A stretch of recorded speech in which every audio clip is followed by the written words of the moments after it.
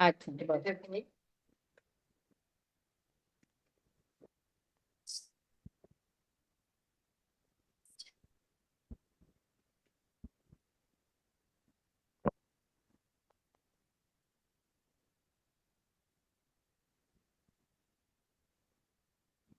हो, आपलं योगा पॉइंट आलंय ना. हे काय सिम्बॉल लिस्ट आहे ना. हो. हम्म. ठीक आहे.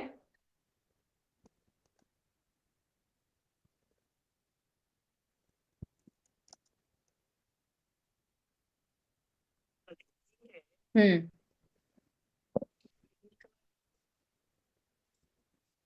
हम्म.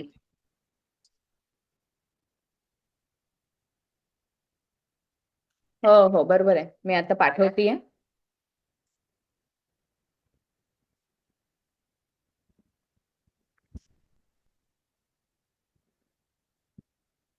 पण ती लिंक टेस्ट करून बघतो माझ्याकडे.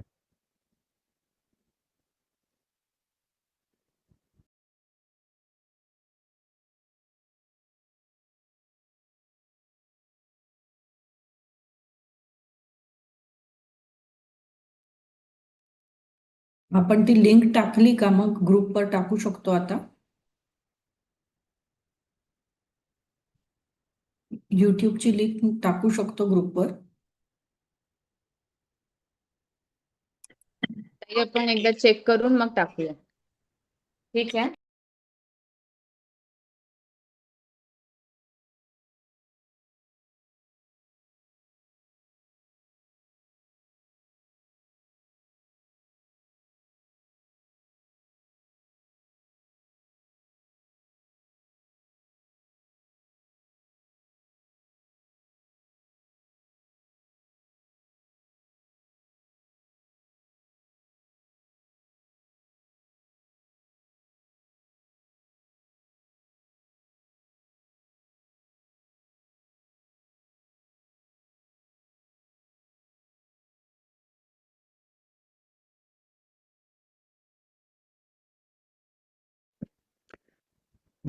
Please make me co-host.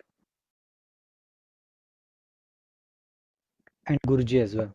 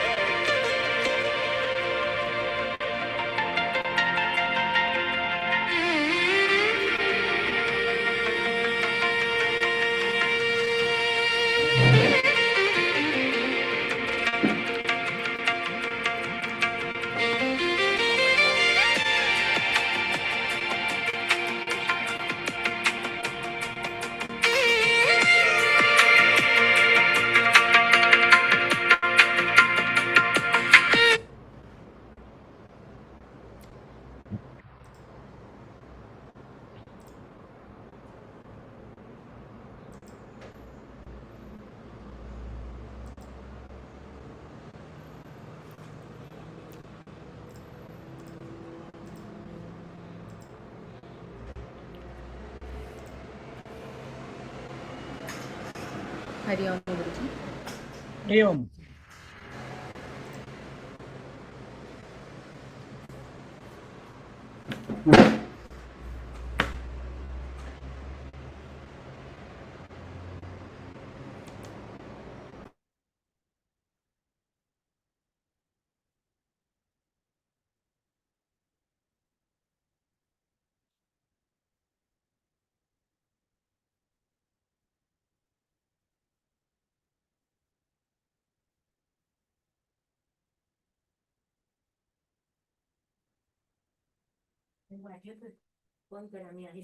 झालं चालू झालं.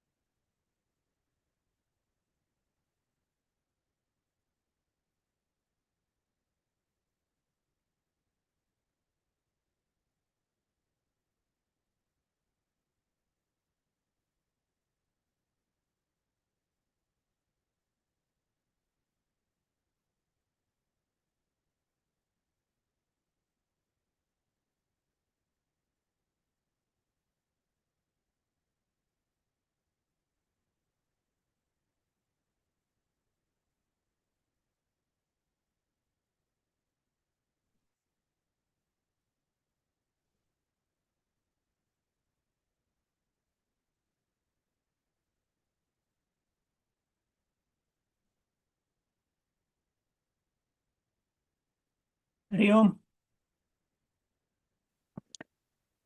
Hari Om Guruji. Let's wait for another minute and then we can start. Okay, okay.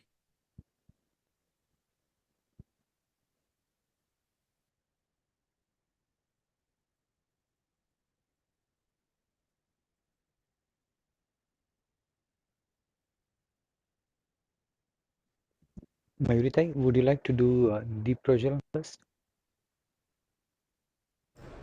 Yes, we can do. Okay, we can start with that.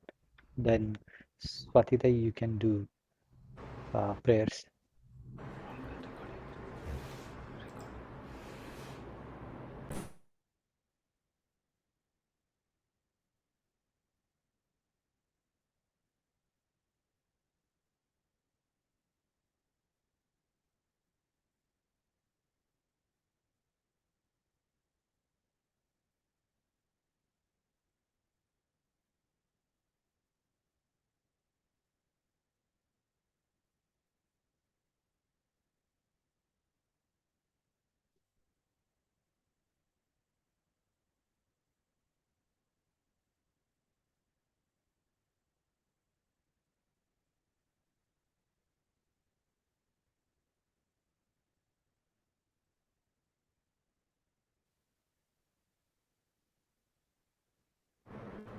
Hari Om.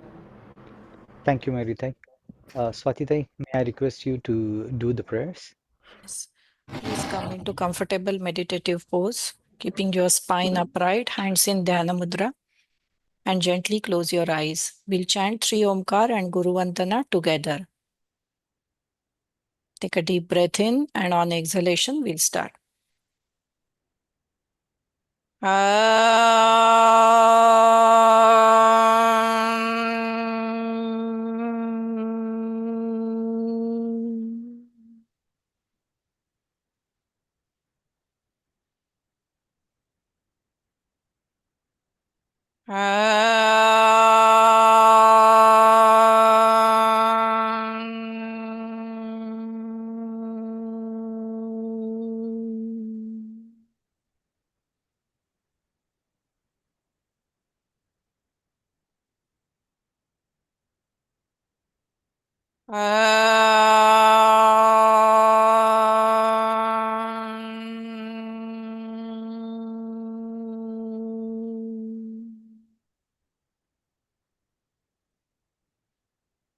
Guru Brahma, Guru Vishnu, Guru Devo Maheshwaraha, Guru Sakshat Parabrahma, Tasmai Shri Gurave Namaha, Gurave Namaha.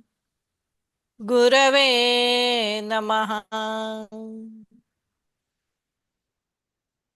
Hari Om. Gently open your eyes. Hari Om, Guruji. Hari Om.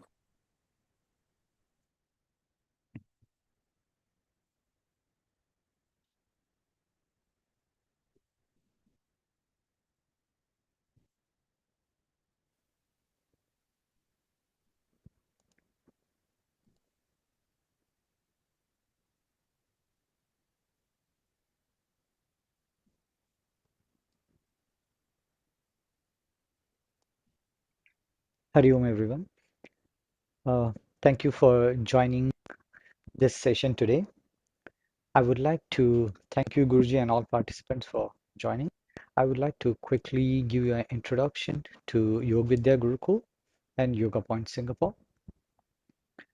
Yoga Vidya Gurukul or Yoga Point was founded in 1978 by Yogacharya Dr. Vishwas Mandlik as a non-profit organization in sacred city of Nasik in India, with a vision to promote the traditional practices of yoga and its benefits to the common man, while preserving the original form of yoga.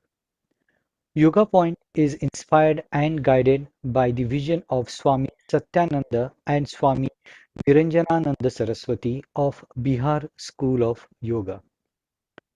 Over the years, Yoga Point grew across 35 cities in India and 15 countries overseas, with over 15,000 yoga teachers, over 2,000 yoga therapists, and millions have benefited from the courses and treatments by YogaPoint. Yoga Gurukul is recognized by Ayush Mantralaya, that is Yoga and Ayurveda Ministry of Government of India, as a leading yoga institution in India. Yoga Gurukul is registered with Ministry of Corporate Affairs, Government of India, conducting corporate social responsibility or CSR that we call activities in India. Prime Minister's award has been Gurji has received the Prime Minister's Award for outstanding contribution as well towards the promotion and development of yoga. Yoga Point Singapore conducts international courses online and in person. For example, for the teachers training programs, advanced courses of yoga and yoga therapy, yoga philosophy and psychology programs, kids teachers training, advanced pranayama and yoga nidra courses. In Gurukul in India, we have various programs. You can come in touch with us and you can take advantage of these programs. There are a lot of activities we are doing at Gurukul. And if you know Gurukul, if you have not been to Gurukul, you're most welcome to visit us in Nasik in India. Recently, we have built the new Dhyan Mandir, that is the meditation center in the Gurukul. It has a capacity of 100 participants to meditate at the same time. With this, I would like to thank everyone again for joining. Here are our contacts if you like to reach us. With this, I would like to request Gurji to begin the session. Thank you.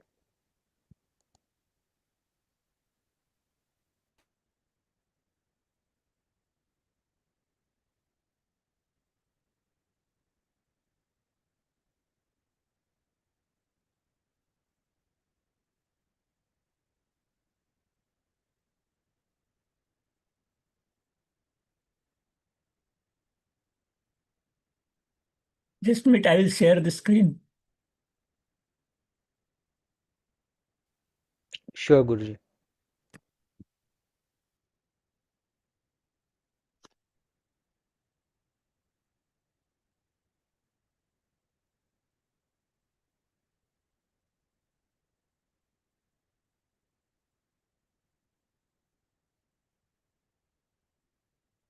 It's okay now?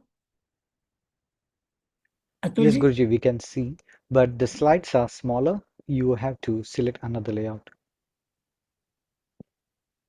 another layout? Yeah, slides are coming smaller.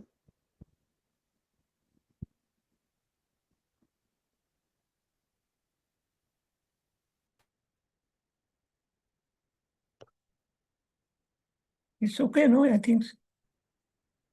Okay, you can try the same. Thanks.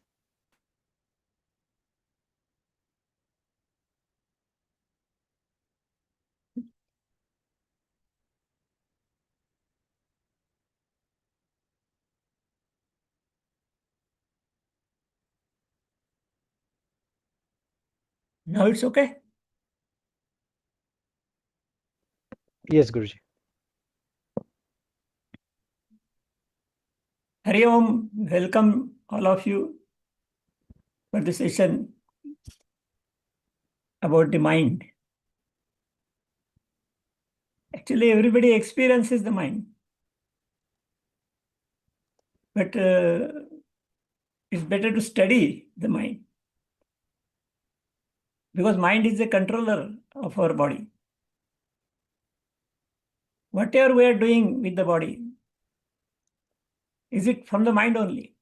I mean, mind is controlling brain and brain is controlling the body. So if you study the mind and then control the mind, because yoga provides the control to the mind also, then well, we can control our life. We can modify our behavioral pattern, our so many activities of the body and mind. And yoga can provide the meaning for that. So we'll study the mind first. What is mind? Of course, something you may be knowing, but I'm going to revise.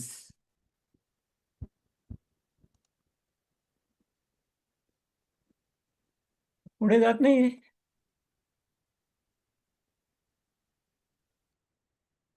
Can you click on next button on the keyboard? Arrow, no? Slide is not moving.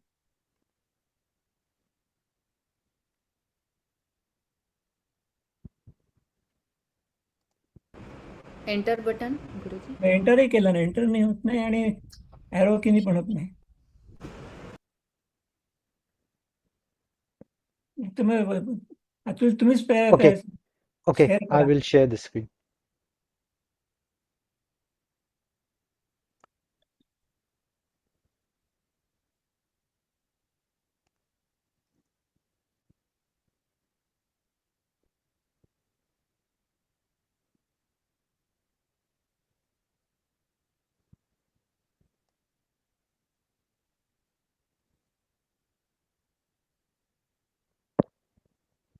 Okay, Guruji.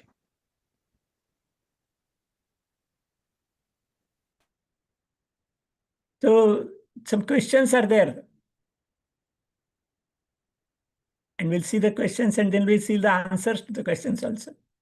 First is, what is mind actually? Because mind does not have the physical existence. It merely exists. We must know what is mind actually. Then where is the location? Where is it located? It is in the body, but it can't be seen through the dissection and all that. So we must know where is the location. Then what is the actual form of mind? Because it doesn't have the physical existence, but still it exists. So we must know what is the form. Then what are its functions? This mind controls the brain. So we can say everything is controlled by mind. But how it works, how the functions are there, that we'll see. Then how it's its nature and what are the features of the mind.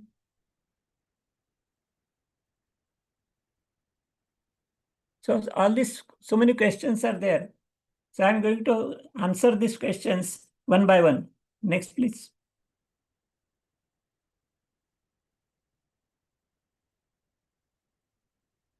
Let us start understanding the concept of mind. Now, the materialistic science is out of reach of all these questions. Because materialistic science depends on facts which can be observed by our sense organs, eyes, ears, nose, and all that. Mind cannot be found out by the sense organs. So modern science is out of reach. They can't answer all these questions. The mind is immaterial. It has no physical existence. It is invisible. So it can't be seen through our eyes or even instruments also, even the microscope and all that. Ultimately, everything is to be seen by the mind only. But mind cannot be seen through eyes. So it cannot be proved in the laboratory. Laboratory got so many instruments. Now I got so many tests are also there. But everything is connected with the eyes. And mind is beyond that. So we can say it cannot be tested in the laboratory also. Now, in spite of all these things, one cannot state firmly that the mind is not apparent at all. That is another critical answer. Because mind can't be seen, it is not seen in the laboratory, it is not seen through the X-ray, MRI, and different tests, everything. But still, we cannot refuse the existence of mind. And that is the critical point about the mind. This mind is there, we are experiencing. We are experiencing the results of the mind. Everybody says, my mind is happy, my mind is sad, like that. So all emotions, rather I can say, what we speak, that is also through consent of the mind only. Particularly how we react. Something happens and we react something. But that reaction is because of the mind. Reaction is done by the body, no doubt. But it is because of the mind. And that is why for particular incidents, the reactions of different people are different. So this we'll study step by step. This is a very interesting point. Only one thing is there, it is observed by physical thing, observed by many people, but everybody's reaction is different. So that is why we experience the mind. We feel all emotions and all. We give the reactions, but we don't see it. That is the point. And that is why mind can't be seen, but it cannot be refused. So we have to accept mind is there. And that science, particularly the psychology, has studied the mind and its functions and all that. But psychology has got limits to study the mind. Yoga is also studying the mind. Rather, we can say Patanjali's yoga particularly is a Eastern psychology only. It's totally connected to the mind.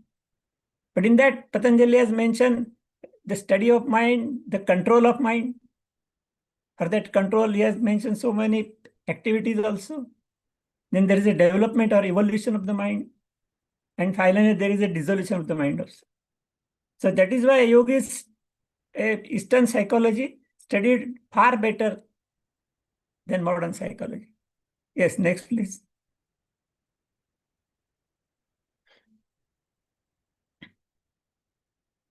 Back.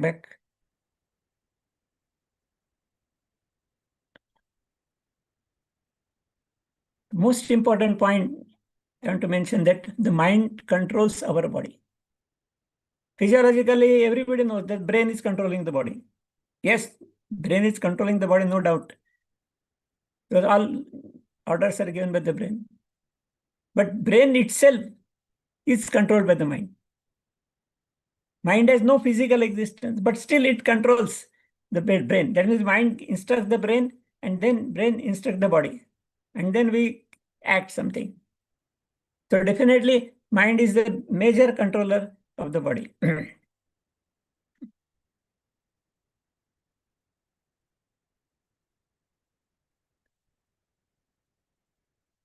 Mind is mysterious.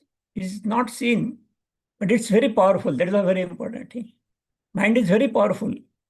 So if you strengthen the mind, we can do anything, particularly with yoga. I'll be explaining the details hereafter. But mind is so powerful that it can give the strength to the body, it can withdraw the strength of the body. Both the things are possible. Some incidences and examples I'm giving hereafter. So in this complete lecture, we are going to unfold this mystery of the mind.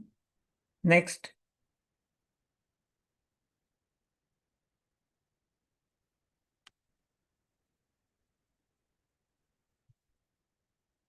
Now this mind is studied much more details by modern psychology. So we'll have some important guidelines about that. See, psycho means mind and logy is science. So my psychology is science of mind. And it has started long back. That means this Plato and Aristotle. These are supposed to be the pioneers in the modern psychology.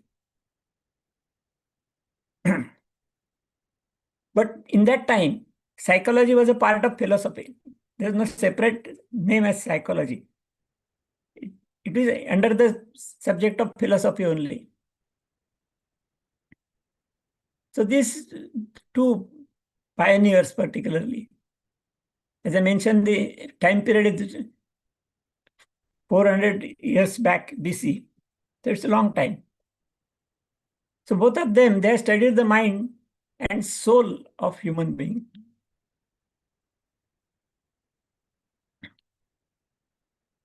But actually soul also is not physically existing. Next.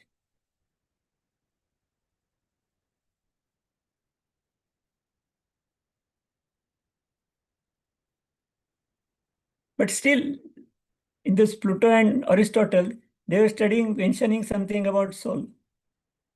But actually, soul also is not physically existing.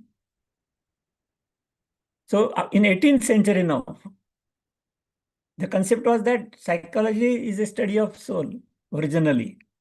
But in the 18th century, the psychologists only, they thought that soul also is not physically existing.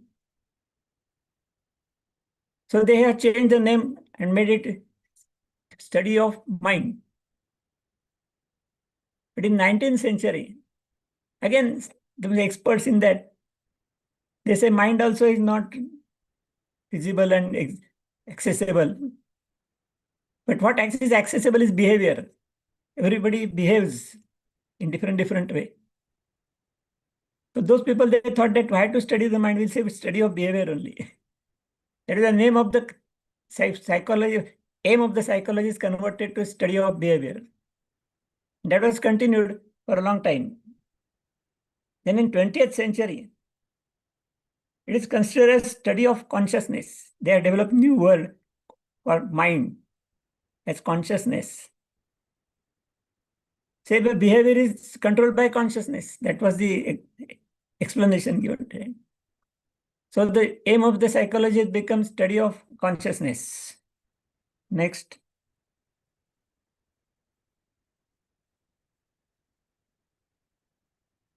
Now, how the consciousness is defined, because modern sciences, they have got the definition first of the science. So when they use the word consciousness, they define it.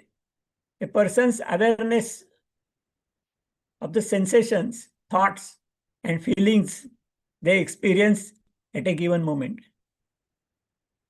In awareness, we feel, no, I am happy, I am sad, I am in fear. So many things are there. So we are experiencing all these things. So who is experiencing? We are experiencing through the body. It is correct. But who is the experiencer, we can say. So that is called consciousness. They are given the name. Of course, that consciousness is also no physical existence. But actually, they have concluded that consciousness is a person's awareness of the sensations, all sensations, thoughts, and feelings for the body and mind both. So that we are experiencing. Everybody of us is experiencing all these things. And there is a very expert psychologist, that is Sigmund Freud. He divided this consciousness in three functions: conscious, subconscious, and unconscious of mind. And I can say consciousness is something similar to mind only, or the detailed explanation of the mind, we can say. So there are three functions: conscious, subconscious, and unconscious.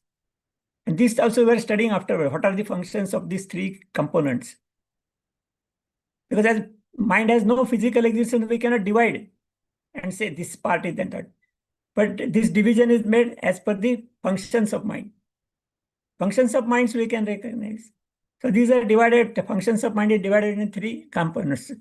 We'll study these three components in detail. One more new component of this practice is developed, that is non-conscious mind also. So let us understand step by step what is the conscious mind, what is subconscious, what is unconscious, and how it functions. Very interesting to know. Now, the aim of psychology, we have to confirm that psychology is limited field. So they have mentioned the aim of the psychology to describe the human behavior, how the human behaves, different way.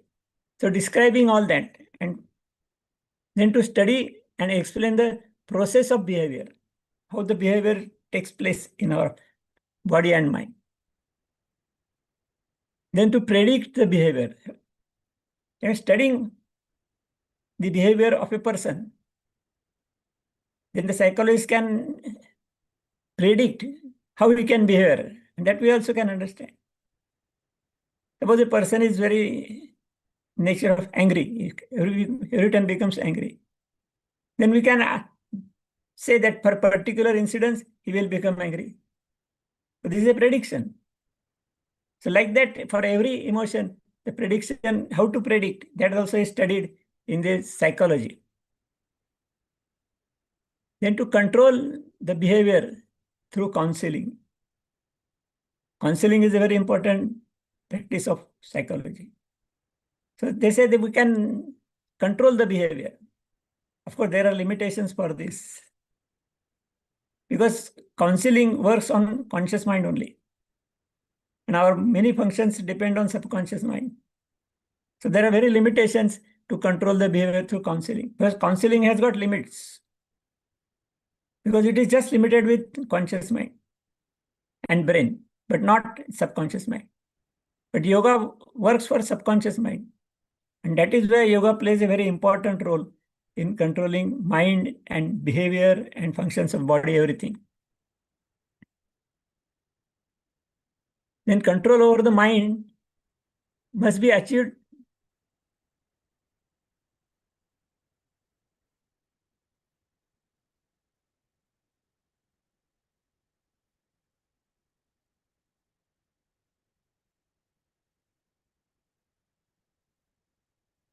this may.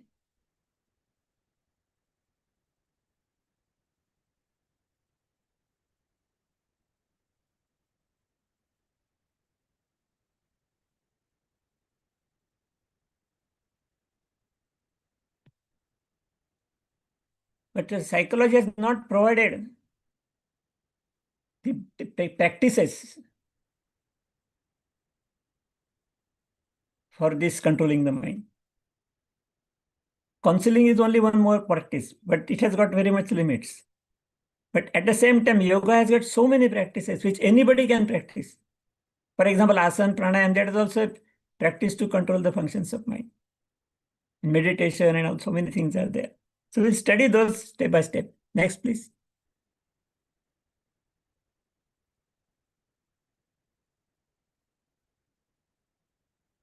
So this is about modern psychology. So in short, I want to mention that a journey of modern psychology, it has started from the doctrine of soul, Aristotle and Plato's time. Then it became the study of behavior and mental processes. Then it is converted to independent function of sensory and motor nerves. This is physiology. So they have tried to connect the physiology to the functions of the mind. Then there is a development. If physiopsychology, physiological psychology, there's some complication is there. And physiology is there, human being, because we act through our body, but control is the mind. So body is controlled by sensory and motor nerves from the brain, because every organ is connected to brain through the sensory nerves. And for every action, brain provides the orders through motor nerves to the different organs, and then the different organ functions. This is the physiological functioning of body. Then effect of mind on the body through brain functions. This is the limit of modern psychology. That's all. But how to control, that is not there in modern psychology. Now we'll see next something about the yoga psychology, how it works. See, the science of yoga has developed maybe 10,000 years ago, particularly from the Vedas and Upanishads time, that is 10,000 years ago. Before BC, we can say. The science has developed. And now we have got the written form, the books.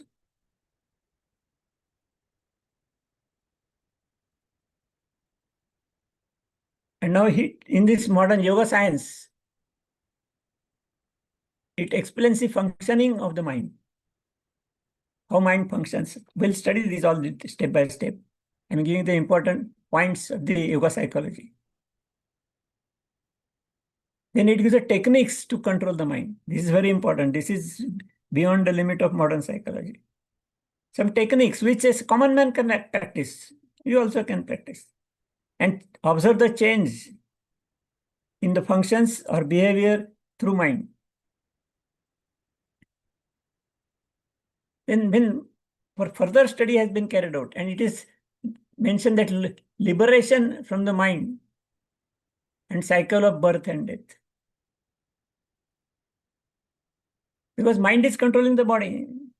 The birth and death is for the body.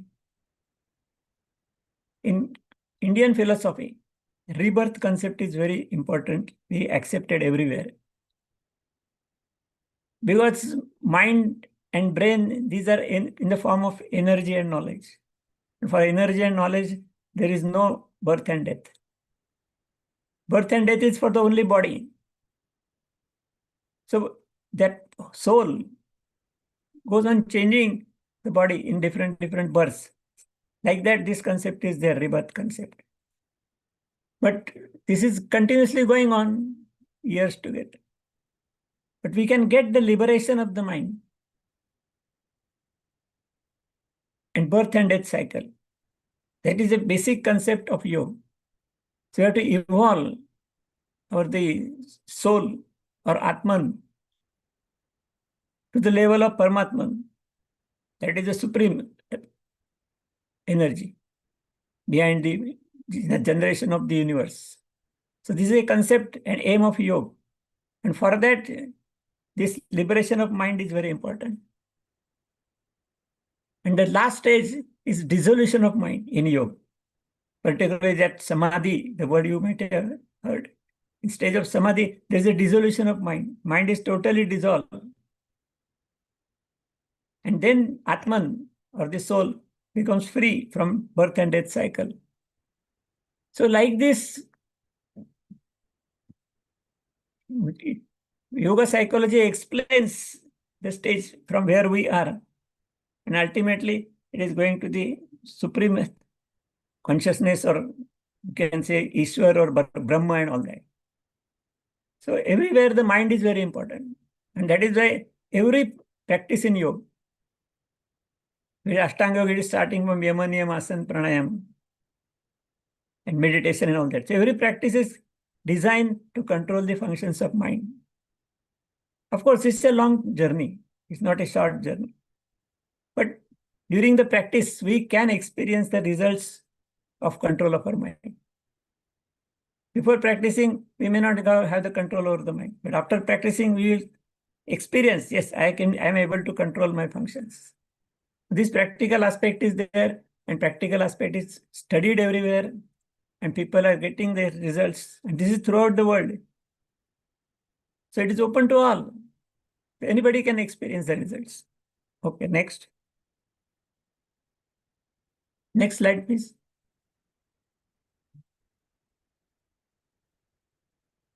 Now let us study the definitions of mind given by the different sciences. Very interesting to know. First, basically, modern medical science is connected with all body functions.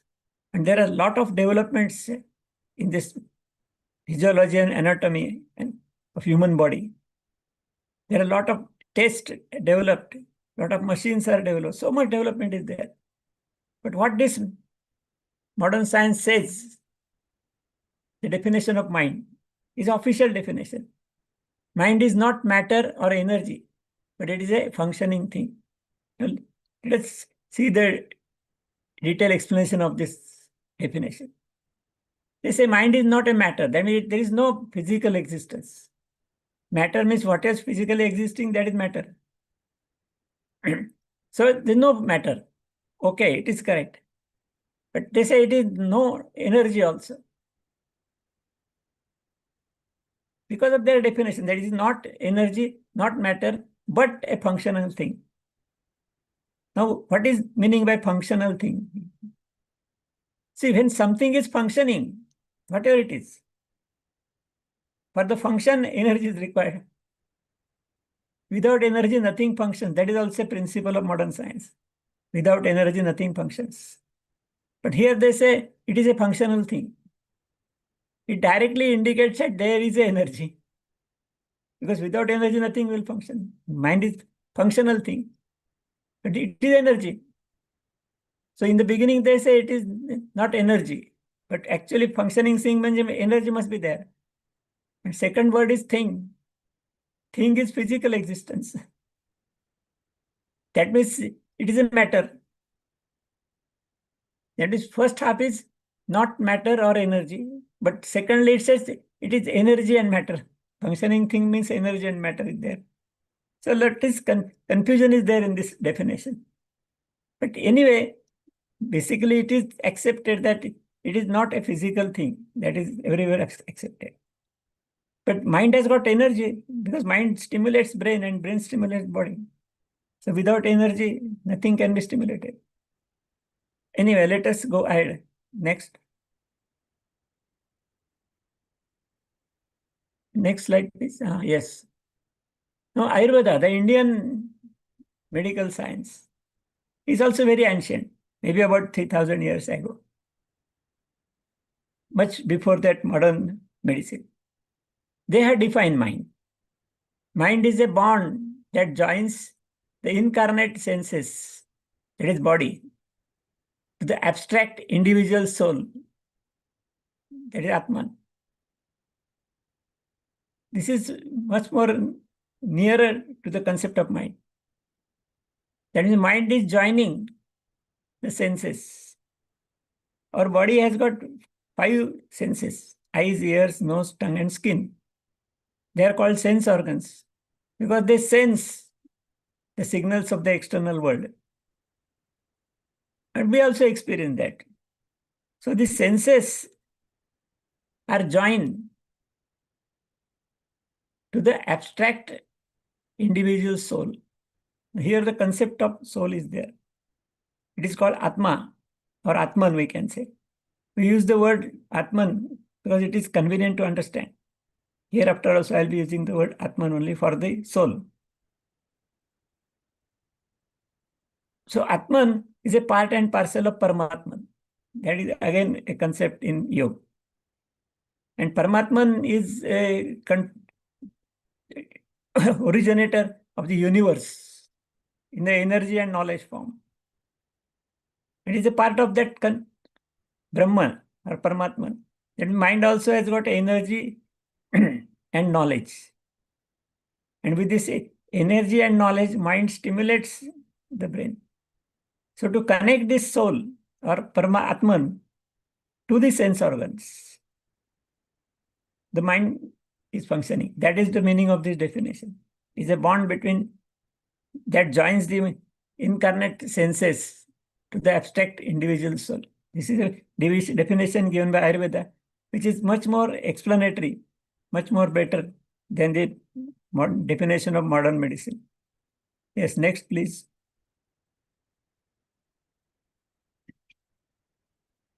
Now, next science is homeopathy. It is also a science which is studying the human body and medicine and all that. So homeopathy has tried to unite the above 2 definitions for modern science and Ayurveda both. And it is given the little bit in simpler form.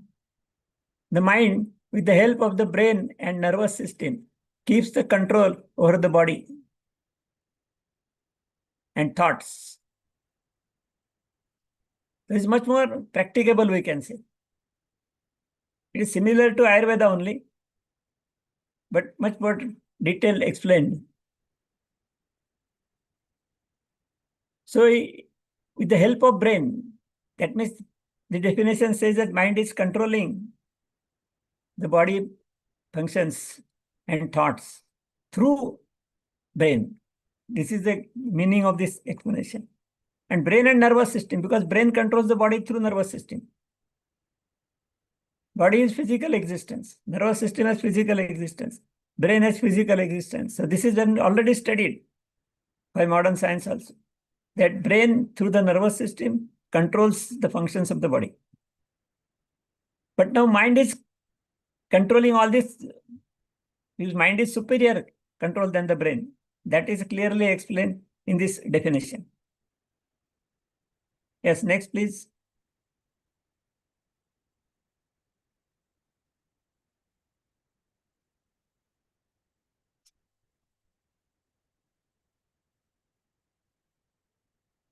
Now, Indian philosophy, because in Indian system, there is no word like psychology. It has recently developed, but originally psychology also is under the section of philosophy. It is a part and parcel of the philosophy only. When you say philosophy, it is wider word than psychology. So psychology is part of philosophy, we can say. But Indian philosophy now is very wide, deep subject. And it has got very long experience, thousands of years back. There are the rishis, they're just like the scientists, and they have studied the human life total, which includes physical, mental, and spiritual also. And this modern Indian philosophy, everything is controlled through the mind. So mind has got a prime importance.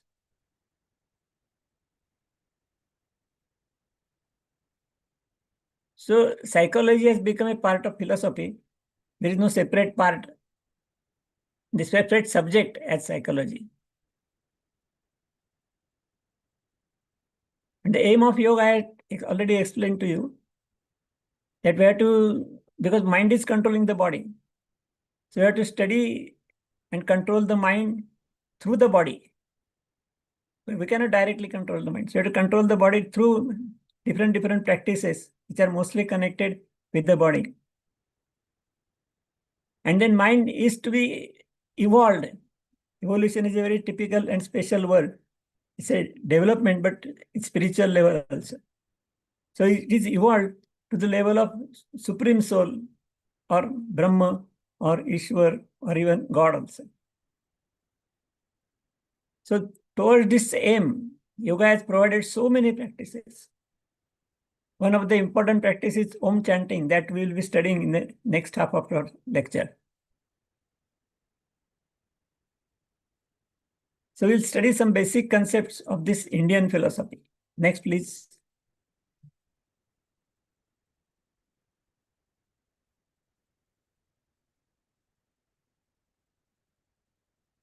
Next, please.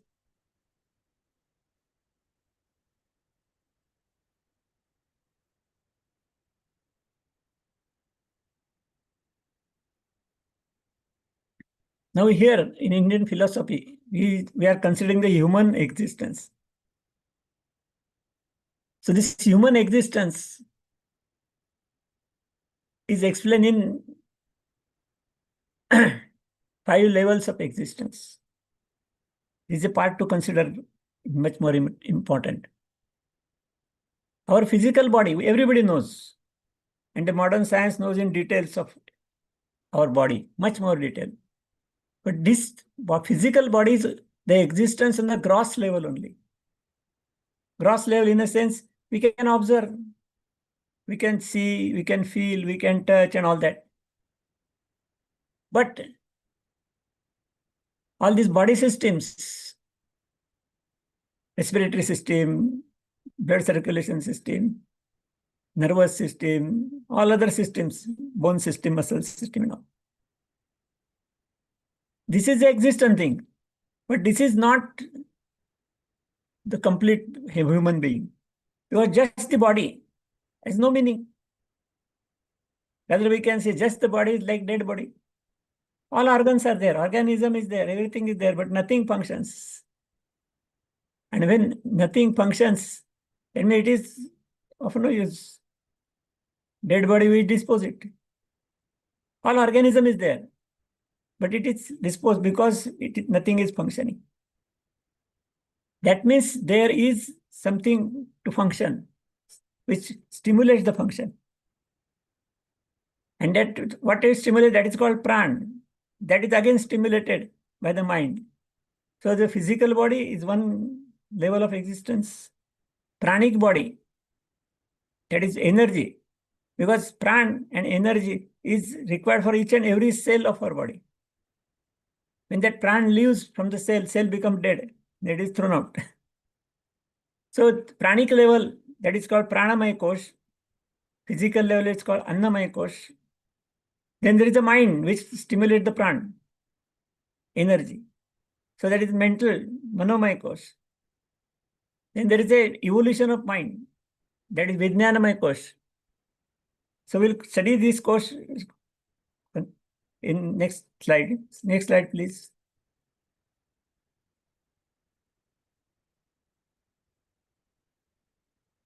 Now this Pancha Kosh, Pancha means 5. And a Kosh means we can, to our understanding, we can say it is a levels of existence. So Annamaya Kosh, Anna is food. So our physical body, which is developed through the food. In the mother's womb, it is developed through the food of mother. And after it is developed through the food we take. If we don't take food, our body will not be working. So Annamaya Kosh is connected with food. Then all these organism needs energy to function. And that energy is called pran. Because that without energy, nothing will function. Not a single cell will function. And our body is contained with enormous number of cells. Muscle cells, bone cells, blood cells, nerve cells, all cells are there. Very tiny part, which cannot be observed by the naked eye, but microscope we can see the cells and all that. But every cell is functioning because it is provided with the pran. And when the pran leaves from that particular cell, it becomes dead. It is thrown out. For every second, thousands of cells are dying in our body, and they are replaced by the new cells. This process is continued for every second, I say. But this pran also is controlled by mind. The mind controls how the pran is to be supplied to different organs. And next level is development of the mind. That is possible with the three yogic practices only. In normal practice, that is not possible. So development of mind. And when mind has got tremendous energy, but in normal condition, we cannot make use of that energy because mind is not in a developed stage. But when mind becomes in a developed stage, it can do so many things, the miracles also. All siddhis explained in yoga is an evolution of mind. That is called Vijnanamaya Kosh. In modern science, it is called its ESP, that is extrasensory perception. Sensory perceptions we can experience, but there are some perceptions which don't need the sense organs. That means seeing without eyes, smelling without nose, like that. So this is called extrasensory perception, ESP, by modern science. That is called Vijnanamaya Kosh. And finally is Anandamaya Kosh. Anand is a bliss. When the mind is get relieved from the body, it joins to Paramatman, the Supreme Soul, individual soul joining with Supreme Soul. And that is where there is a bliss, the stage of bliss. This is the ultimate aim of yoga also, ultimate yoga of every yogi practice also. Next, please.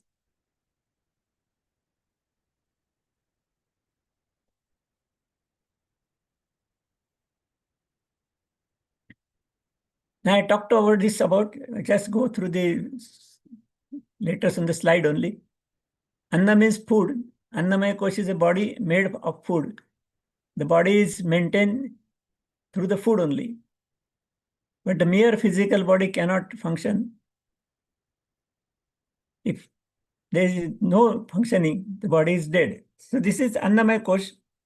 It has got birth and death also. Next slide, please.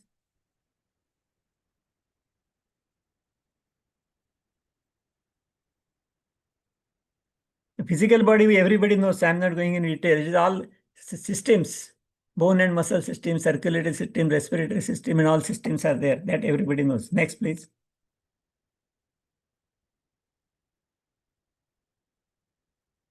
Our body organs, Annamaya Kosh only.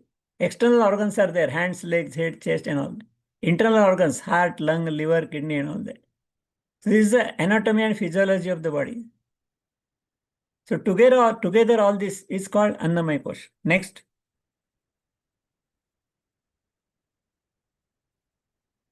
Now, how it works actually, little bit. Some of you may be knowing, but still I'm giving some details. That most of the food is converted to glucose. Then oxygen is received through breathing. So glucose, sugar, is received through food. Oxygen is received through breathing to air. And every cell takes the glucose and oxygen from the blood, because blood is provided to every cell. Then the cells burn the glucose with oxygen. That is called oxidation process, to generate heat and energy. And on this heat and energy, every cell survives and functions on this energy. This is the explanation given by the modern physiology. Next.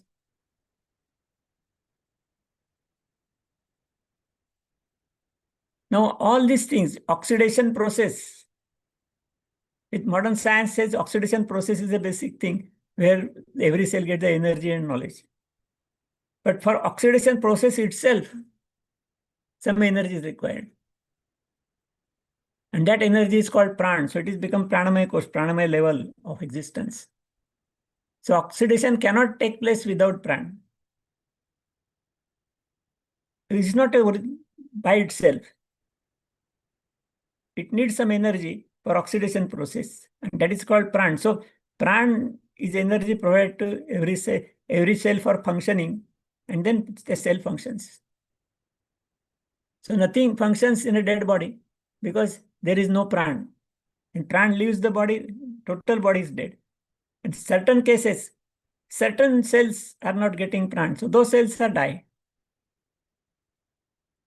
In some organs also, if the supply of pran is less, the organ functions less and it converts to some disease. Sometimes the pran is excess. So some organs are functioning excess. So that is also a disease. So pran also is very much important for controlling the body functions. And that pran functions differently in different organs, like electricity. We take the electricity from the company. Same electricity, when it's entering in the fridge, it creates the coolness. Same electricity, if it enters in the heater, it creates the heat. Same electricity enters in the fan, it gives the breeze. When same electricity enters in different instruments. And different instruments works in a different way. But energy is same. So like that, pran is energy. It has got different functions in the body. Next.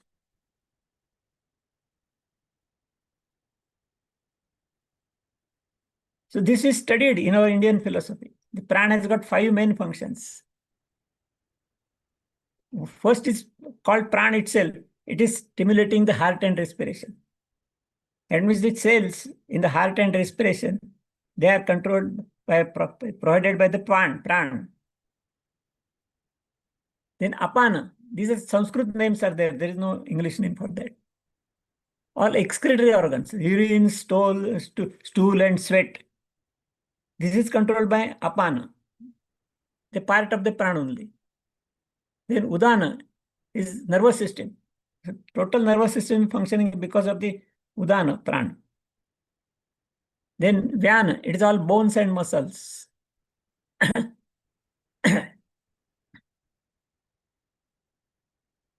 Samana, that is digestive system. So these are studied in our Indian philosophy. You may call it as psychology, what does it matter? So pran is a main name, but it is given different names when it controls different organs. So we can say, suppose there is some problem in excretory functions. That means apan is not proper.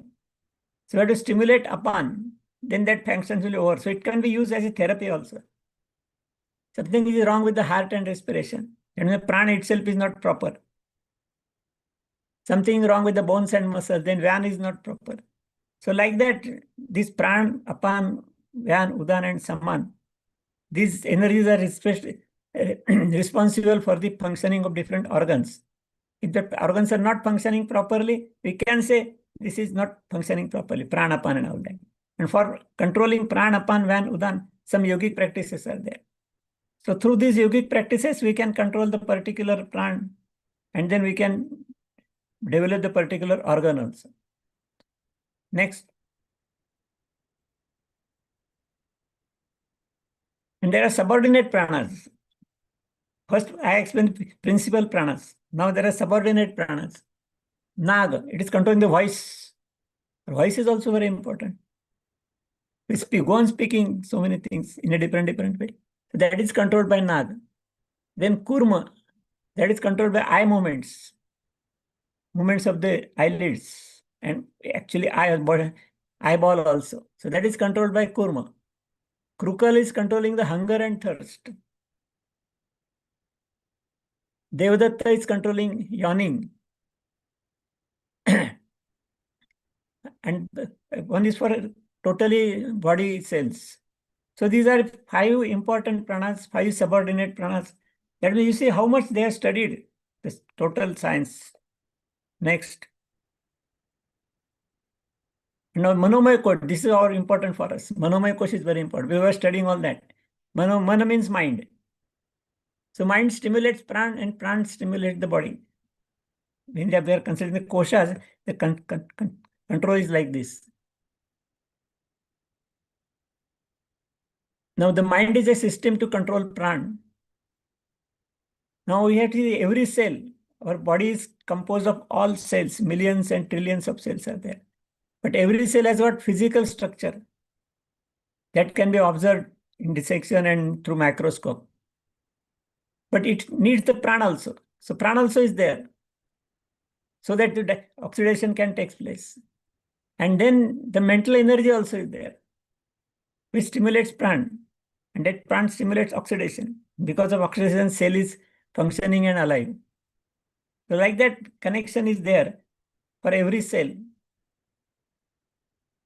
Sometimes the cell of a mind is not functioning properly. That happens mostly in cancer cells. Because cancer cell is a normal cell, but it doesn't observe the control of nervous system. It is called cancer cell.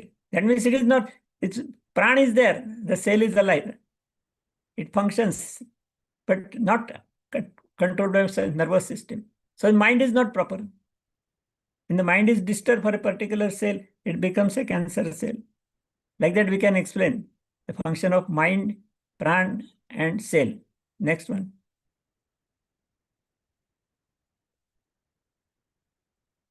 Now the organs of the mind now. Actually, it has no physical existence. So these organs are not physically existing, but these are the functions. So we can say mind is divided with the help of functions.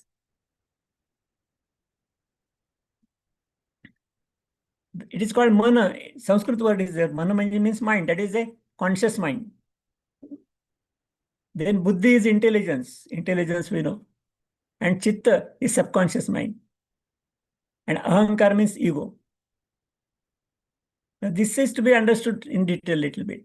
Conscious mind, subconscious and unconscious. That is, I explained previously. In modern psychology also it is said, conscious, subconscious, unconscious. So conscious mind means mana. Subconscious mind is chitta. And unconscious mind is ego. Next, now we'll study this theory, how it functions. Now we think with the conscious mind. Thinking process, thoughts. Thoughts are generated in the mind. How the thoughts come in the mind? Nobody knows. They are generated in the mind. And our total thinking process is a process of conscious mind, as said by modern psychology also and yoga also. And this conscious mind connects the external world to the brain and intellect through 5 sense organs. And all signals received by all 5 sense organs, they are forwarded to conscious mind, and conscious mind forwards it to the brain. This is the functioning. Of course, conscious mind has no physical existence. So normally there is a connection between cell and brain through the nervous, sensory nerves. But in between, there is a stage of conscious mind. And that conscious mind forwards the senses to brain. And more interesting point, for the sleep, conscious mind stops forwarding all the senses to the brain. And that is a stage of sleep. Otherwise, what is sleep? In sleep, we cannot see, we cannot smell, we cannot touch and all that. But ears are open. Music and sound is there outside. But you cannot listen the sound.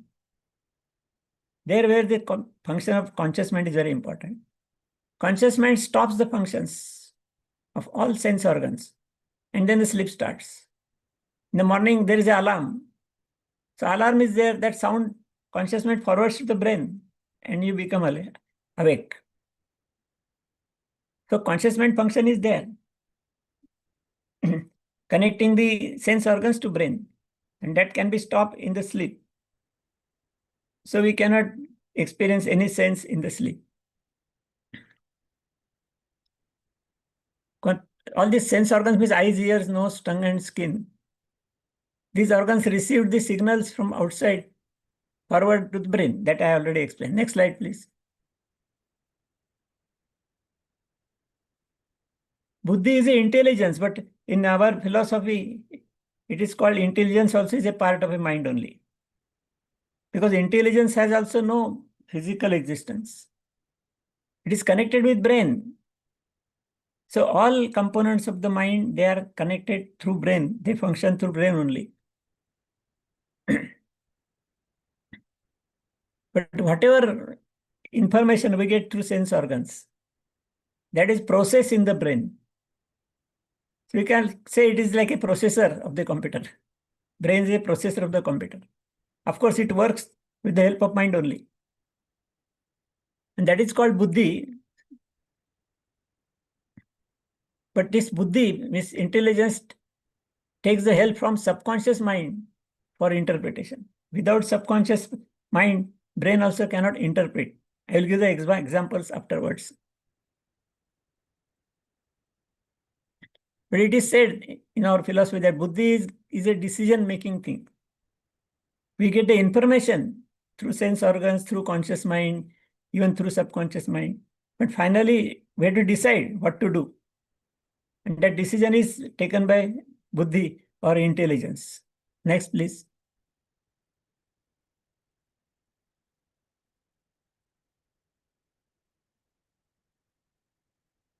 See, these sense organs, eyes, ears, nose, tongue, and skin, we get the information, just information, through the sense organ. But these sense organs are like machine.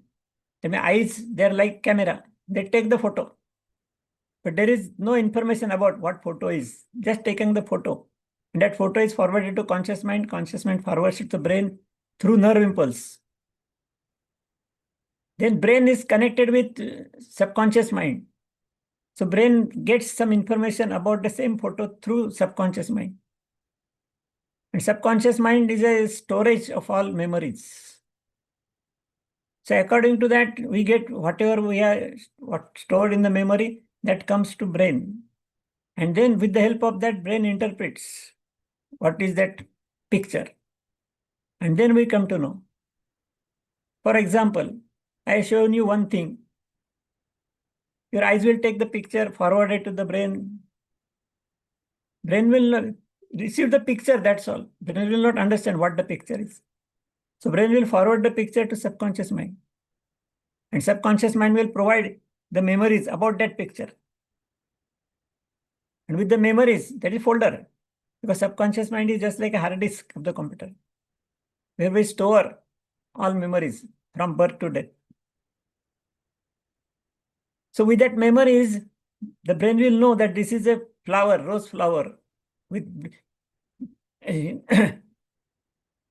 So interpretation of the brain is with the help of sense organs like the eyes, conscious mind, and subconscious mind also.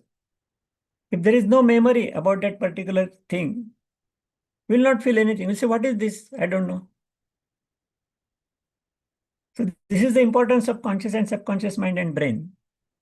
So for brain, information must be forwarded through sense organs, through conscious mind to brain. And brain has to interact with subconscious mind to connect with the previous memories. And then brain gets the knowledge. That is what we call it knowledge. That is how the knowledge is developed in the brain. The system is very fast. Because nervous system is the fastest system. So it works within fraction of a second. We see something and you immediately say this is that thing. But the process is already carried out in the body and the mind. Next, please.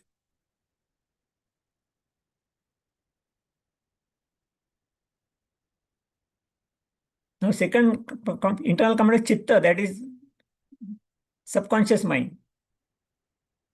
You see, all storage of all memories from birth till today. Of course, I told you that it is just like the hard disk of the computer.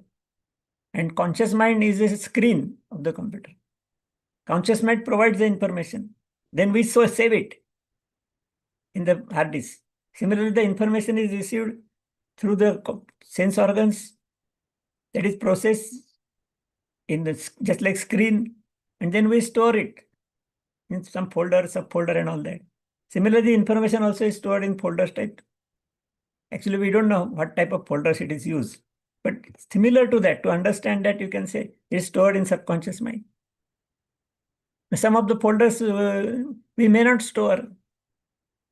Some of the folders we can delete. But still, memory is like this. That's what I want to say.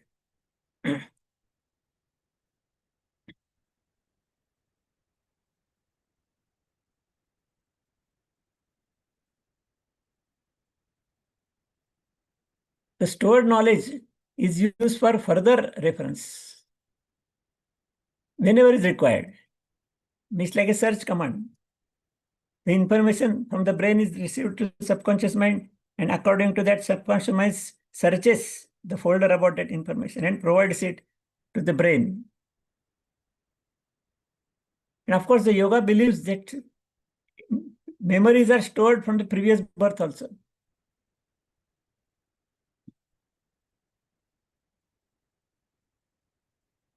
But of course, it's very least important in our section about the previous birth memory, because those folders are locked. We cannot open those folders. Next slide.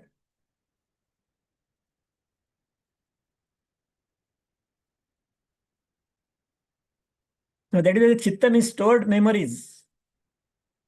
How we give our reaction with the memories. If there is no memory, there is no reaction. Then our all behavior is controlled by the memories only. According to the memory, our body functions. Then the habits. Everybody has got certain habit, but that habit also is a part and parcel of memory only. So like this, subconscious mind is also playing very important role in functioning. Next, please.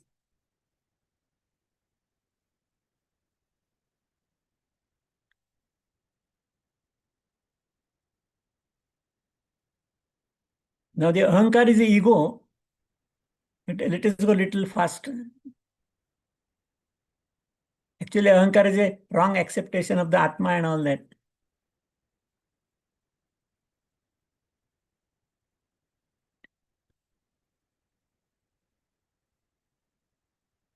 Next slide, please.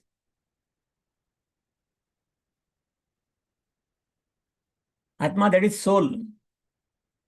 That is also in a part and parcel of the Paramatma. So it is in the form of a energy and knowledge, no physical existence, but it controls. So that means mind is an assistant of Atma. So Atma is controlling mind, mind is controlling brain, and brain is controlling body.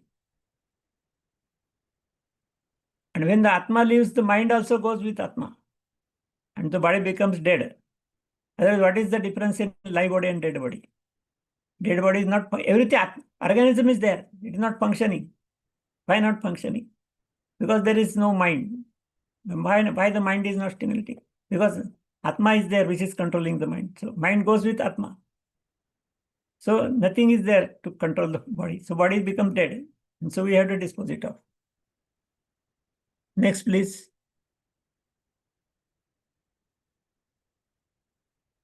Now, Vijnanamaya Kosha is the evolution of mind. Because mind has a tremendous powers, but we cannot make use of it. But if you evolve the mind, improve the level of mind, then we can make use of these extraordinary powers. Let us go fast then. Next. Because it is a part of Kundalini awakening and all that. Kundalini awakening is also Vijnanamaya Kosh. And Anandamaya Kosh, the last one, the target, where mind is resolved. Atma is merged with Paramatma. Nothing remains. And body is on the earth here, which we have to dispose. So this is Anandamaya Kosh, there is bliss in high level of meditations. If you continue the particular meditation for a long time, you will be able to experience this Anandamaya Kosh also. It is bliss, it is not happiness and all that, beyond happiness and sadness. Next, please. Now, how yoga is connected with that? Very simple things, practices. Anandamaya Kosh, physical body. We can take control over that by asanas. Different asanas are there. So they are making, stimulating and evolving and all that for Annamaya body, that is physical body. Then Pranamaya Kosh, pranayam is there. Different types of pranayamas are there. Some of you may be knowing very well. So this pranayam is controlling the Pranamaya Kosh. Then Manomaya Kosh, mind, dharana is there. Patanjali mentions that. Dharana is a concentration of mind. So the dharana is a process to control the mind. That is Manomaya Kosh. Dhyan, Vijnanamaya Kosh, because after the practicing of Dhyan, our mind level is increased to very high level. And we can experience totally different experiences in meditation. So Dhyan is meditation. And finally, Anandamaya Kosh can be achieved through the practice of Samadhi. Next one.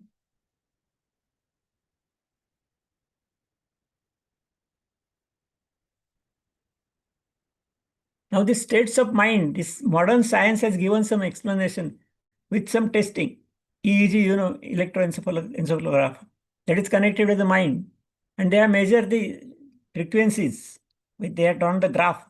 These are physically possible. They have got different names also to this. This gamma, that is 30 to 80 hertz, high level of cognitions. Then beta levels, 13 to 30 hertz, active walking. Then alpha, 8 to 12 hertz, relaxed wakefulness. So this is the best stage which we can experience through the Shavasana and particularly Yoga Nidra. And theta cells, 4 to 8, that is light sleep. And 0 to 4 is deep sleep. So in these different conditions, they have measured the graph of brain, of course. And scientists have given the different names to that. That means the study is going on. That's what I wanted to say. Next. So let us make a little bit break here. Then we'll go to the next slides. Hari Om. Now I'm showing you the one very interesting video. How mind and body functions. That is fake hand video. There are videos of. Just observe it, then we'll discuss something on it.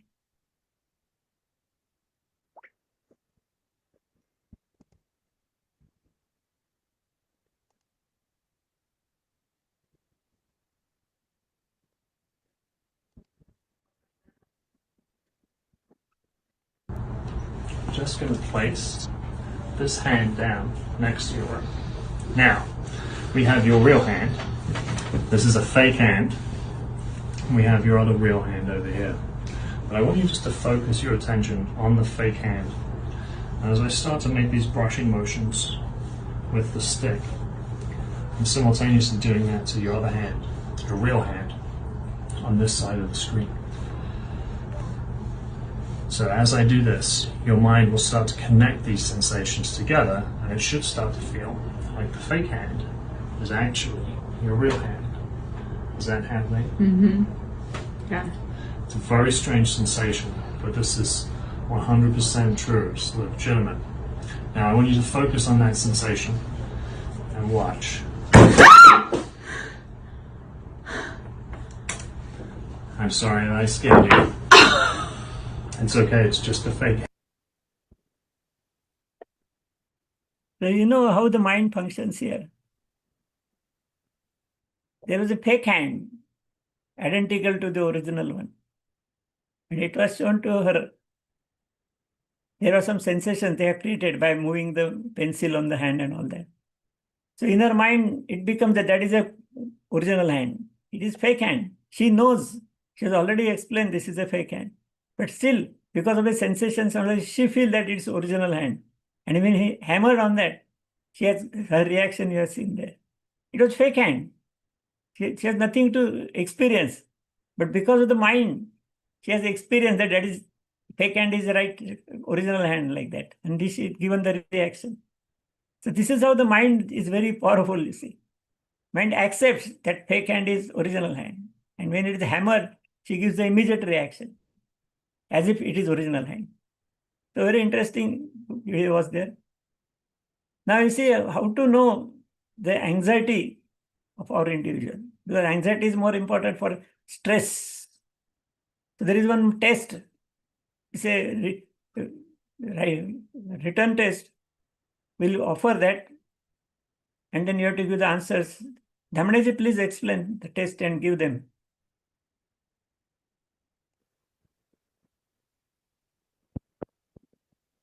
Hari Om, everyone. In the WhatsApp group, you just have received one Google Docs link. It's a Google form. There is 33 questions in there, and there is 4 options of those questions. They are related to the various stages of anxiety. If you can answer them one by one, there are about 33 questions there. We need to do that now before we move in the class forward. So that will also give us a quick break. Whoever wants to go to washroom or something or drink water and do that test, quickly do that, and we will come back like in 20 minutes. If you have any questions, of course, please feel free to ask. We are here. Once you complete that 33 questions, you will have to key in your email address only. We don't take your name or any other information.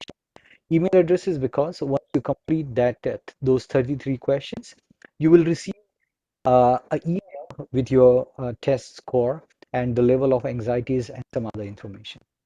So yeah, request everyone to actually look into that form, try to fill up. If you have any questions, we are here. Thank you. Hari Om.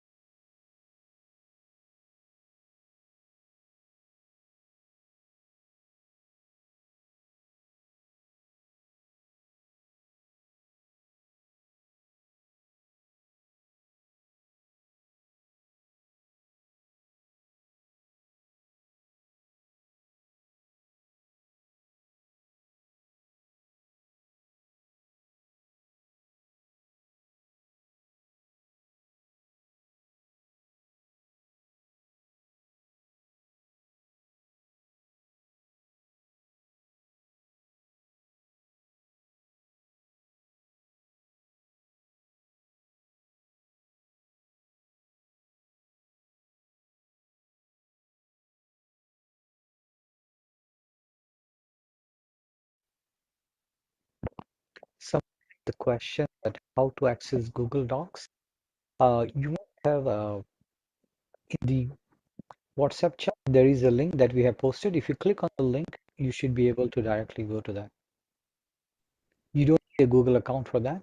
You can just enter an email address that you have. Thanks. तुझ्या त्या योगाच्या slide आपण फटाफट forward करू जरा. वाढेल, Sure. खूप वेळ कमी राहिलाय. Sure. पहिलं ते फाईट और फ्लाईट रिस्पॉन्स मी एक्सप्लेन करतो. मग ते योगाचं वर्णन दिलंय, आसन, प्राणायाम, ध्यान, ते सगळं डिलीट करू. डिलीट फटाफट जाऊ पुढे नाही. एखाद्या वाक्यात मी संपवतो म्हणजे त्या. Sure. आणि 7 वाजता संपवायचं आहे ना आपल्याला.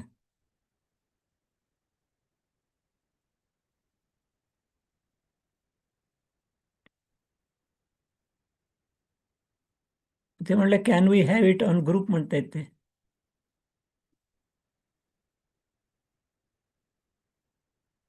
तुम्ही ग्रुपवरच टाकलंय ना? Yes. Your question is not clear. Can you please tell your mic and question?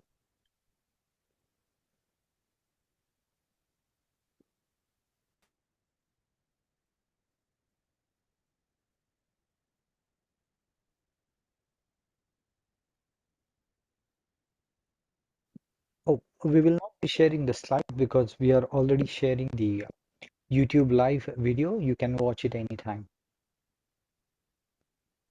And the YouTube link is also in the team WhatsApp chat.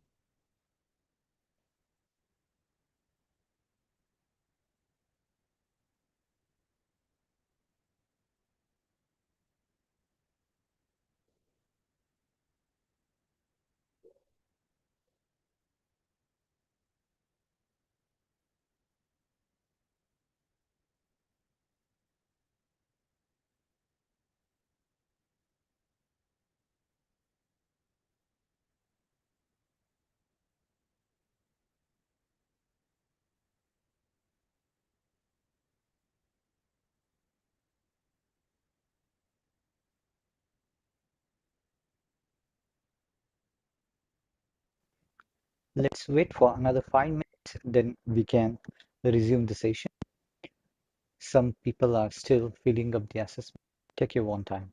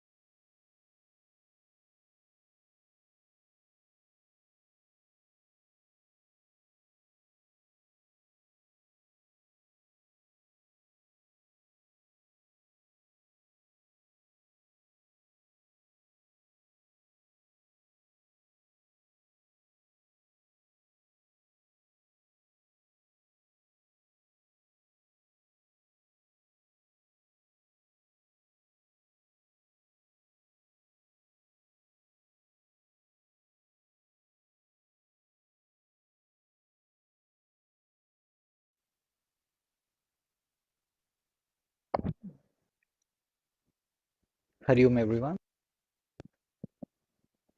Those who are, do we need more time?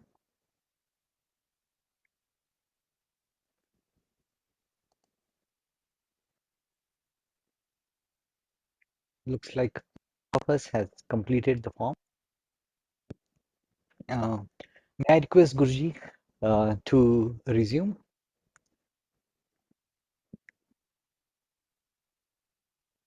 Yes, please.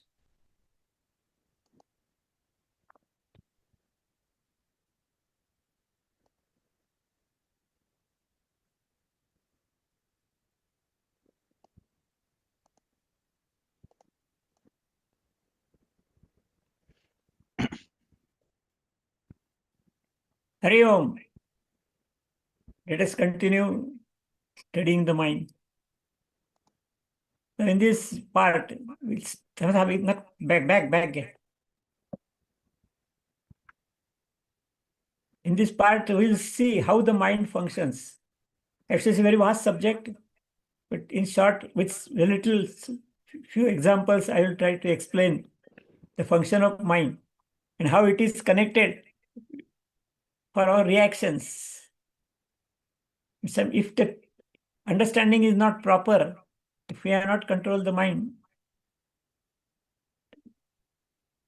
then it may lead to disease also. That is why it is interesting to know this correct functioning.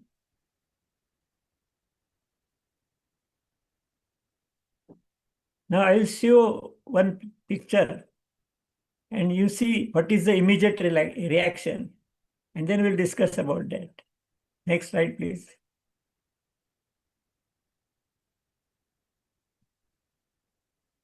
Yes, see, this is a cobra, very poisonous. And of course, this is a picture, but still, you just imagine what is your reaction. If it is live, then what will be the reaction? Next. त्याच्यामध्ये आहे का side आहे? Yes. First reaction is fear. Because when you see the live cobra I'm talking about now, not only the picture, that picture is seen through the eyes, as I already explained. It is going to conscious mind forwards to the brain interacts with subconscious mind.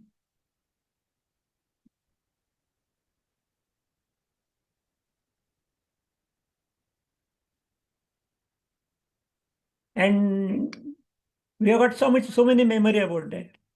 You might have seen the cobras many times. You might have read some information about that. So you know it's a poisonous. If it bites, quite possibility for death also. So definitely, mind provides the information to brain and brain decides what to do. So this reaction I want to explain. Next slide.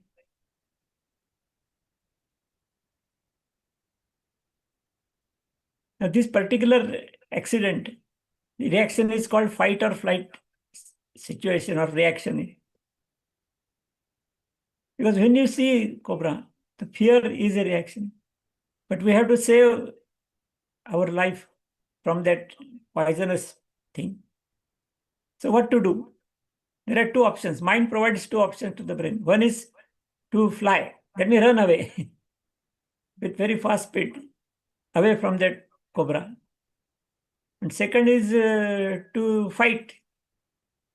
Take something, fight with cobra, kill the cobra, and so you will be saved. For saving the life, there are two reactions. And that is called fight or flight. Both are there. Then the brain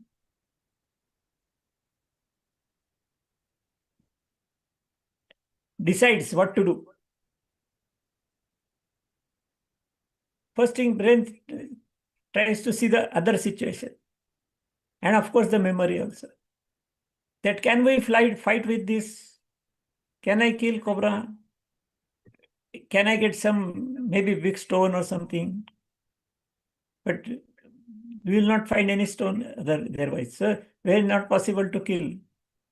then the solution is to run away from that. So you run away with very fast speed. So this is our reaction, both the reactions. Next slide.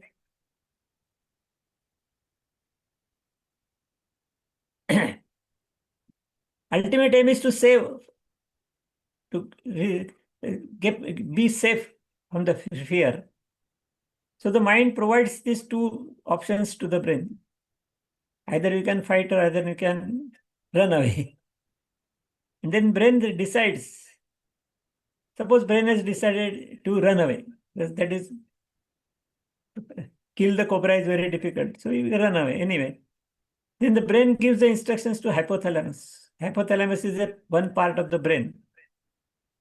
Then hypothalamus gives a message to pituitary gland.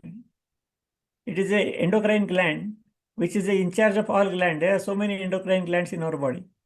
They are generating the hormones. And hormones play an important role in our body.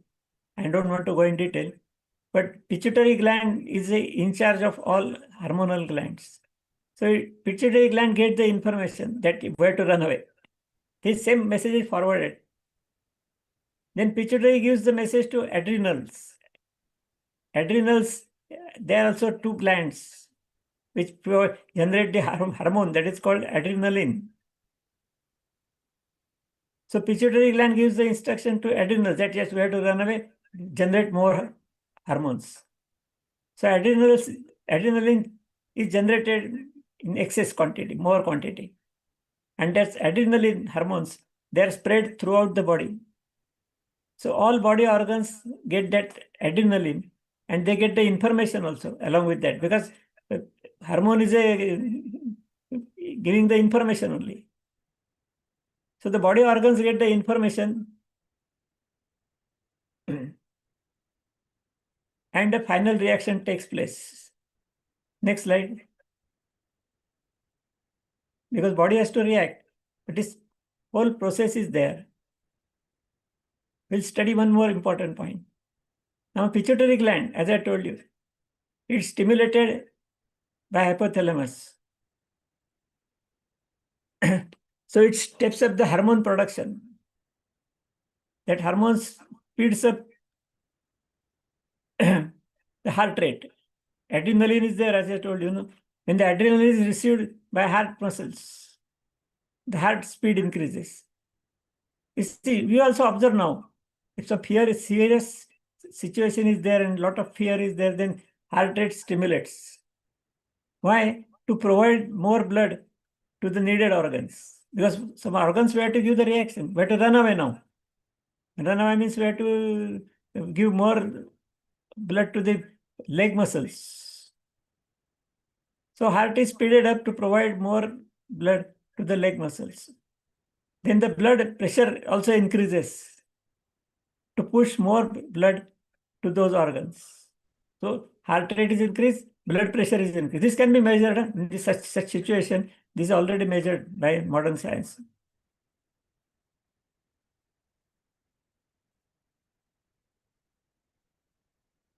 Then the breath rate, because when the legs have to run with very fast speed, then they need more oxygen, they need more blood. So with blood they get glucose, but for oxygen they have to get more air. So breath rate also shoots up. Breathe also is very fast. Next.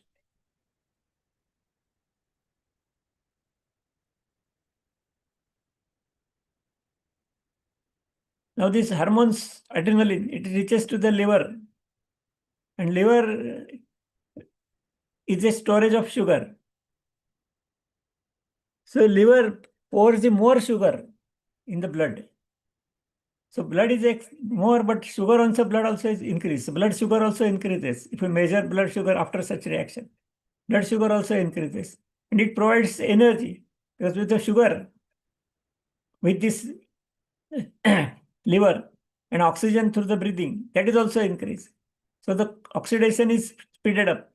So the cells in the leg muscles, they get more oxygen. So they can run more fast. Then one more point, blood clotting mechanism is activated to protect against injury. If some injury is there, the blood flow is to be stopped. That is blood clotting process. That blood clotting process is also mechanism also stimulated. This also can be observed. All these things are observed through the different instruments. Then digestive ceases. This note this. Because digestion is a continuous process for 24 hours. If it stops for a certain time, doesn't matter. So digestion process is stopped, ceases. So the blood to the digestion process can be diverted to legs. Then bowel and bladder muscles loosen. So the severe fear is there. Then some people get this urine and stool excretion that time. Then the perspiration also increases. These are reactions which can be observed and measured on the instruments. Next.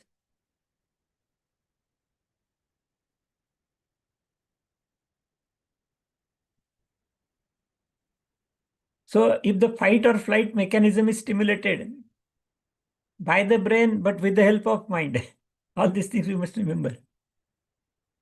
Very often. Then all these things are speeded up very often. So that overloads the particular organ, which then fails to function properly, resulting in the disease such as hypertension, diabetes, acidity, ulcer, anything. Then a fight or flight response finally ends in resulting the disease. For once or twice or very occasional things, there is nothing. It is already, it is made, this fight or flight response is a design process in the body. त्यामुळे it is okay, it is normal, no problem. Because it gives the safe for the body.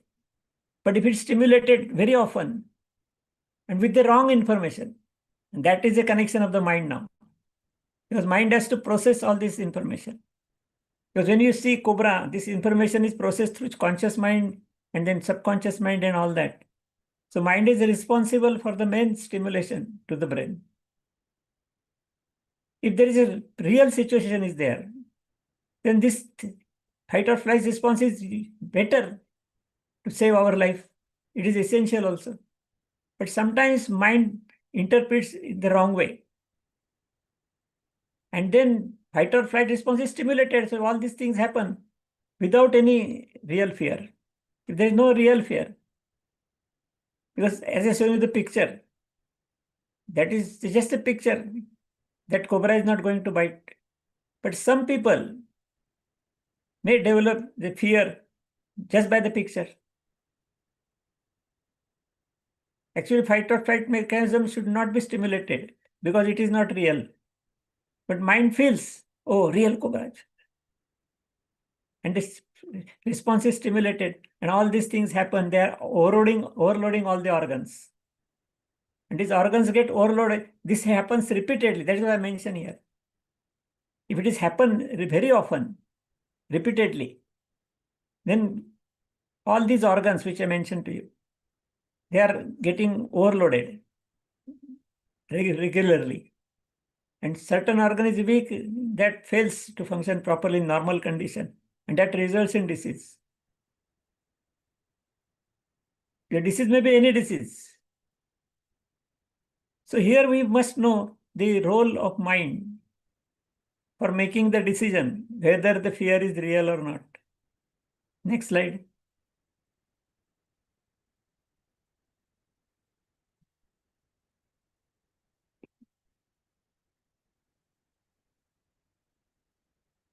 Where it is essential to stimulate fight or flight response is correct. That is a normal process for our body.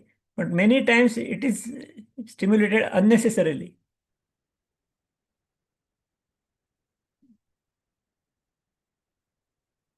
Then definitely brain also doesn't understand exactly from the message received from the mind. Then say, okay, it is a serious thing. So let us process. So after the process is a regular process. It continues whether your stimulation is right or wrong. if you understand, interpret wrongly, but still the process will be carried out and the organs will be overloaded. So that is how we think in our mind and interpret the situation. Situation is there, but interpretation is because with the conscious mind, subconscious mind. Next slide.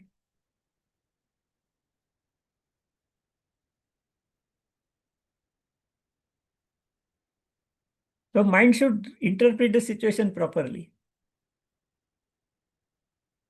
And to understand the situation properly, we have to control the mind. This is a training to be given to the mind. If the mind is properly controlled, mind will see the picture and mind will think, it is a picture only. There is no question of any fear about that. So no fear will be there, no fight or flight response will be there, no overloading of the organs is there, and our body is safe. So this is what required to control the mind. Now, there are many incidences like that. I give one simple incident which happens many times. Something happens and mind interprets that there is a real cobra. And then the process starts. When the button is switched on, afterwards everything is same. But actually mind should not switch on the button of fight or flight response. So mind should understand the situation properly. Next.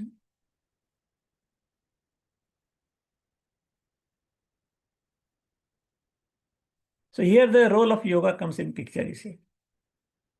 Yoga helps to control the mind. So we understand the situation properly, whether this is real or not real. For that, Patanjali has explained the different vrittis also. Pramana, Viparya, Vikalpa, and all that. But I'm not going in detail like that. But I explain how mind can interpret wrongly. That is through the vrittis. Mind interprets situation wrongly many times. And wrong stimulation is given to the brain, and then whole process starts. And this disturbs all the organs unnecessarily. Where it is necessary, it has to be done. But such situation occurs very rarely in our life. Many times the situation is like that, that we feel that something is wrong. And then we stimulate this fight or flight response. And then problem occurs. That is why yoga means the process of controlling and the functions of mind. So every practice in yoga connected with controlling the functions of mind. And when the mind is fully controlled, then mind will get the proper understanding of the situation. And there is no question of overloading the total system. Next.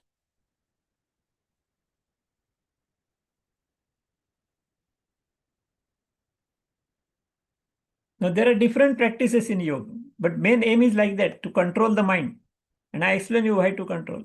Because there are so many other examples are there that we give the wrong interpretation by the mind, and then the brain functions accordingly, and it disturbs the normal functions of the body. So actually yoga, the original science is maybe about 10,000 years back from Ramayana and all that. 7,500 or Bhagavad Gita's time is there. Ramayana's time is there. And basically, the written text is available from Patanjali. And Patanjali's time is about 500 years BC. That means 2,500 years back. All this, everything is studied and well explained. Practice for controlling also is explained. That is more important. Next.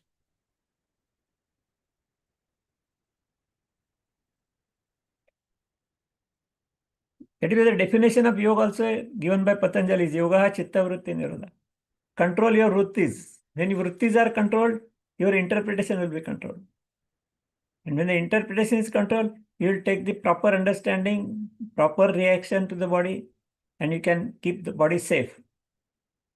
Similarly, definition given by Yoga Vasishtha also. So another yoga test. Patanjali is this basic one, but Yoga Vasishtha also explains yoga manaha prashamanupaya. That is control the mind. That is yoga.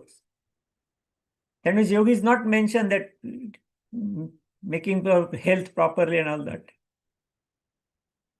The effect of health is a byproduct of yoga. Main product is control the mind. And because of that, because such many situations are coming in our life, unnecessary we are interpreting differently and overstimulating the body. Next.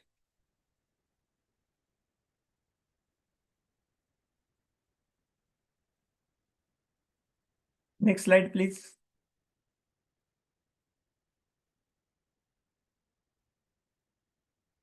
This is Patanjali's yoga. Most of you know Yama, Niyam, Asana, Pranayam, Pratyahar, Dharana, Dhyana, and Samadhi. Next.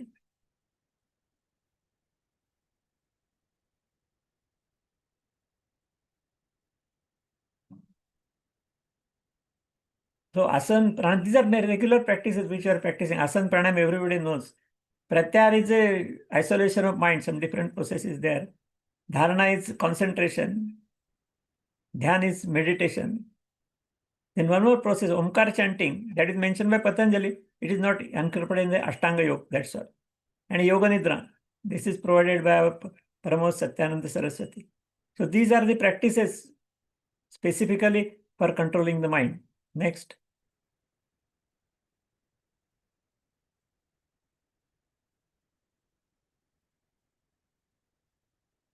You may surprise that how asana is controlling the mind. Asana is all physical movements, different postures and all that.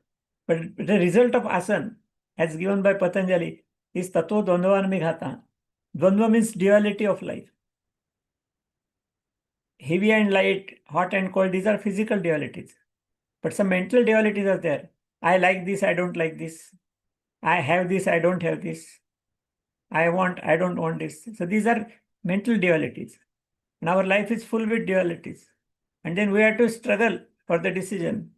And if you take the wrong decision, so wrong things are happening. So controlling these dualities. That means if you practice asana, Patanjali says, these dualities will not disturb you. They will be there, but you will overcome the dualities. So it is mental. The asana is physical, but result is mental, as mentioned by Patanjali. They're controlling the mind only. Ultimately, it is same, controlling the mind. Next.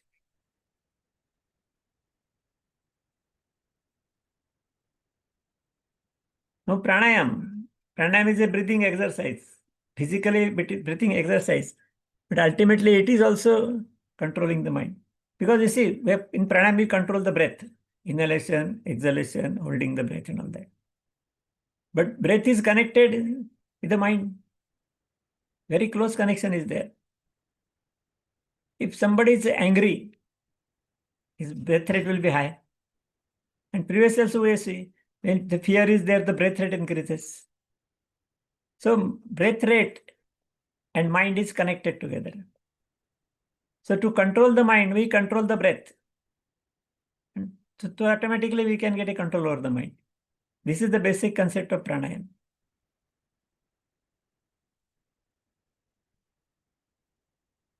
Now breath speed is, when mind is disturbed, breath speed is high. When mind is calm and quiet, in Shavasana, Yoga Nidra, breath rate comes down. So definitely connection is already there. So we are using that to control the mind, control the breath. And that is the concept of pranayama. Next.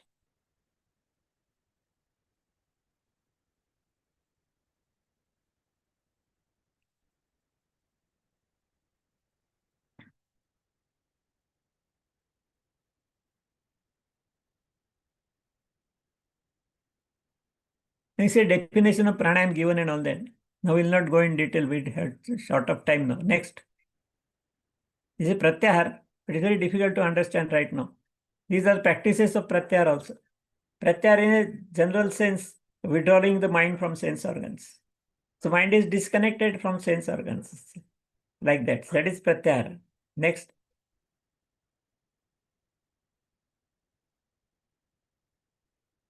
Now dharana is a concentration of mind. It's actually control over the mind. It's a primary stage of meditation, we can say. Dharana is a primary stage of meditation.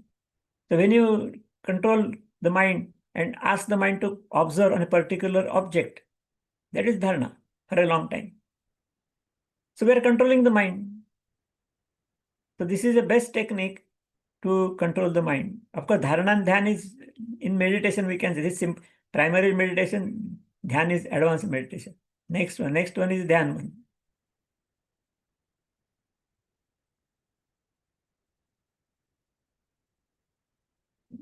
Tatra pratyaya ekatanata dhyanam, the definition given by Patanjali.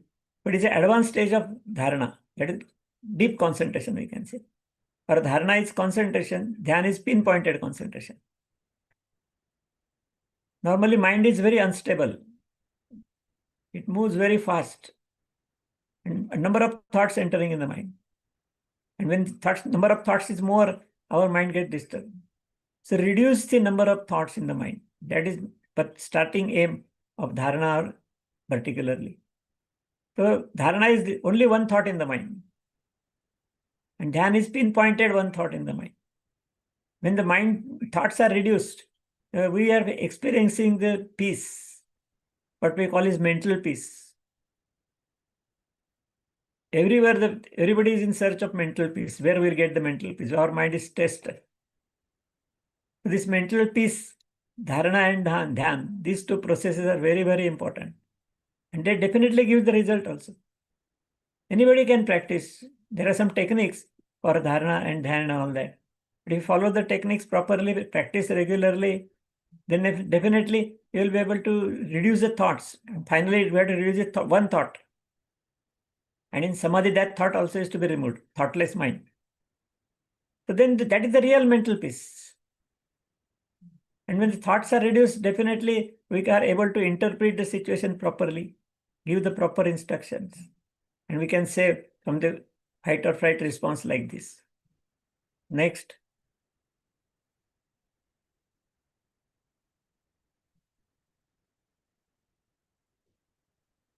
Now, asana, pranayam, meditation, most of you know.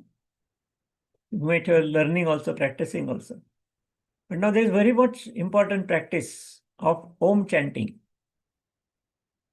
Om chanting creates some vibrations. And this vibration has got the effect on the body, mind, and soul also. That means physical level, mental level, and spiritual level. The results of that Om chanting is there. And there are a lot of researches also has been carried out. You can refer to Google and you'll find so many researches on Om chanting. So these vibrations are creating better result. This is vibration therapy also, we can say. Om chanting is a vibration therapy. And you know, there is one situation in this vibration therapy that is called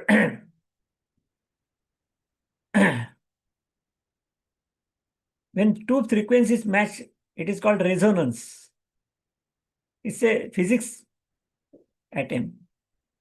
The people have searched on that. Every atom or everything has got its own frequency. Everything. Even a stone also, or anything of anything. Everything has got its own frequency. That is a principle of this physical vibration therapy. And now this resonance principle says that if the equal frequency is colliding on that, then tremendous energy is generated. So energy is generated due to resonance, the resonance principle. This is more important. This has been proved in the laboratory also. And for that, one example is more interesting, very clear. In Second World War, I think mostly in Germany only, the military troop was crossing a bridge. Bridge was very strong bridge. But they were crossing a military, you see, when they walk in very systematically, left, right, left, right, left, right. So when the troop came in the middle, the bridge has collapsed. This actually happened in Second World War. Then the scientists have started finding out how the strong bridge has collapsed. Then they came to know that bridge was having certain natural frequency. And when this military troop was walking on that, they have created the same frequency because of their walking. So both the frequencies match together and the energy is developed. Because of energy, the bridge has collapsed. So that is called resonance. It happens everywhere. So Om chanting also creating some vibrations certain frequency is there. That frequency is colliding with our body organs. So the energy is created, and that makes the organs functioning properly. So the resonance also effective for developing the organs. Now, just as we chant Om, and there is a physical vibration, but there is a mental vibration also, because we have to focus on Om. The mind is focused on Om, and we chant. So mental vibrations are there. So these frequencies, they collide with mind and correct the function of mind, control the mind. And third level, spiritual frequency is there, which is connected with the spirit and all that. But basically, first two we can understand. And these results are experienced by anybody. You have to chant properly and go on chanting every day. Maybe 10, 15, 20 minutes, 30 minutes at the most. And you will experience the results. You will experience the physical results, experience the mental results. And if your capacity is there, you can experience the spiritual results also. So this is a very important practice in yoga. And as per the explanation of Patanjali, Yogi Omkar is representation of the Paramatman, that is Brahma. And that is why it has got powerful energy itself. And that energy is transferred to the body and mind also. Now the question will remain how to chant, because chanting, when we have to develop the proper frequencies, we have to chant in a particular way. There are many ways to chant Om. But in our organization, Yoga Vidya Gurukul, we teach in a particular system. And we observed that this type of chanting Om gives the better results. Other type of chanting may give some results. We are not tried on that. But this gives the best result. That is our experience is there. So I'll just explain in short. If possible, we can try. You also can try to chant. Of course, chanting few times in a day will not have any effect, but some effect you can realize. If you chant properly, we can realize some effect, tranquilizing effect, what we call it, on the body and mind. That means the improvement of body and mind functioning. So how to chant Om now? Om has got three levels. One is A, then U, and then Ma. When the A is joining with U, it becomes O and Ma. So it is called Om. But when it is developed, there is no recording any available. So we don't have any ancient recording of Om. But it is explained in words how to chant Om. And because of that explanation, we have developed this technique of chanting Om. It is to be chanted long way. It is mentioned long way, Dirgha. But according to the time, how much? So we have mentioned that it should be chanted in 10 seconds. So concrete practice. There is O and Ma. O has got some physiological results. And Ma has got some spiritual results in development. So I think that we make 50-50. So O is 5 seconds, Ma is 5 seconds. But O contains A and U. So that is again 50-50. So 2.5, 2.5. But 2.5 is very difficult to note down. So we make it A for 2 seconds, U for 3 seconds, and Ma for 5 seconds. It's a continuous. You don't have to chant U, Ma like that. It's a continuous process. But that part is to be allotted to that. So I'll chant myself. But I think many times a computer, particularly Zoom meeting, is that Ma is dropped down. The frequencies, computer cannot take up that frequency. That's what I mean. But let us see. The recording is there, then we can listen properly. So I can listen, use some recording also. Let us see what we can understand. So when you have to chant in 10 seconds, that means exhalation is there. When we chant anything, we have to exhale the air. So we have to exhale the air for 10 seconds. And for that, you must inhale also properly. So normal condition, inhalation, exhalation ratio 1 to 2. Here exhalation is 10 seconds. So inhalation must be 5 seconds. That is possible. That means you have to inhale in 5 seconds, start exhaling. You have to chant A for 2 seconds, U for 3 seconds, M for 5 seconds. Then again inhale, again 10 seconds. Like that, you have to continue the chanting. This is a standard way which we teach in our institution. So I'll demonstrate first. Let us see how you can listen and all that.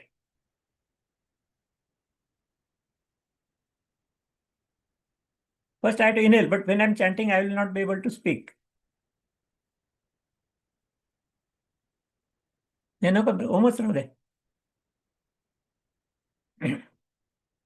Of course, I have to concentrate on picture of Om. So I concentrate with the closed eyes. So Om is to be chanted with the closed eyes.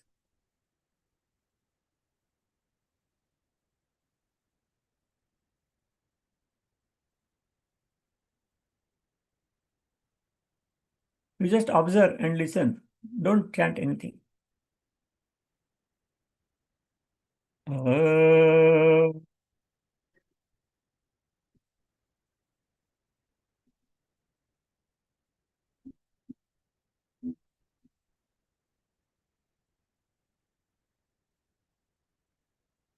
it's all mixed up together. You cannot distinguish separately. But you listen properly, you can understand, yes, this is this is U, and this is Mo. Again, I will repeat. Guruji, can you enable the original sound of musician? That I'll check up. Because we couldn't hear you. Then I will give the, because then my total volume We is we reduced in that. I have tried many times, but total volume is reduced. You cannot listen to me. I But see. when I give the recording, I'll just check up with my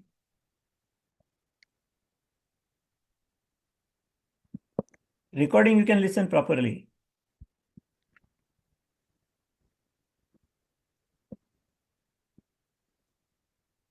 Yes, Guruji. Just a minute.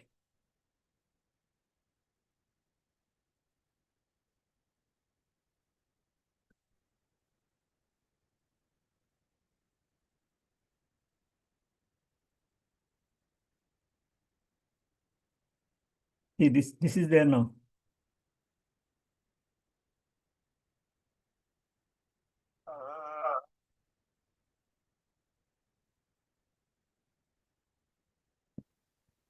No, it's the same. We can't hear after a. This also you can't listen? No, Guruji. No? Okay. Then I'll do what you say.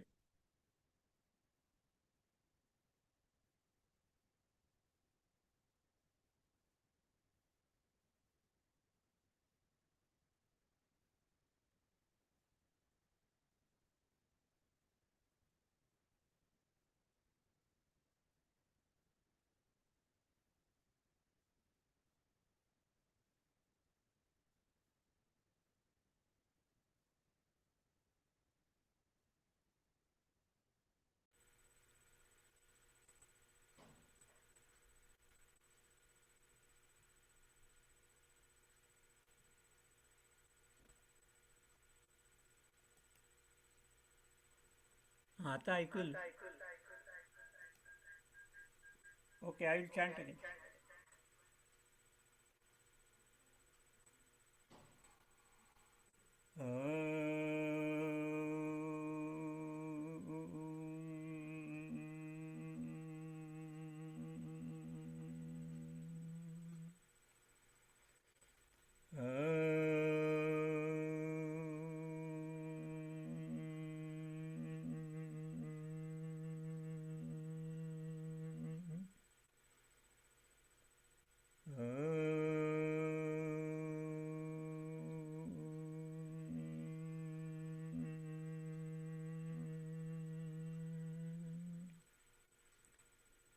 It needs little bit practice, but not so difficult.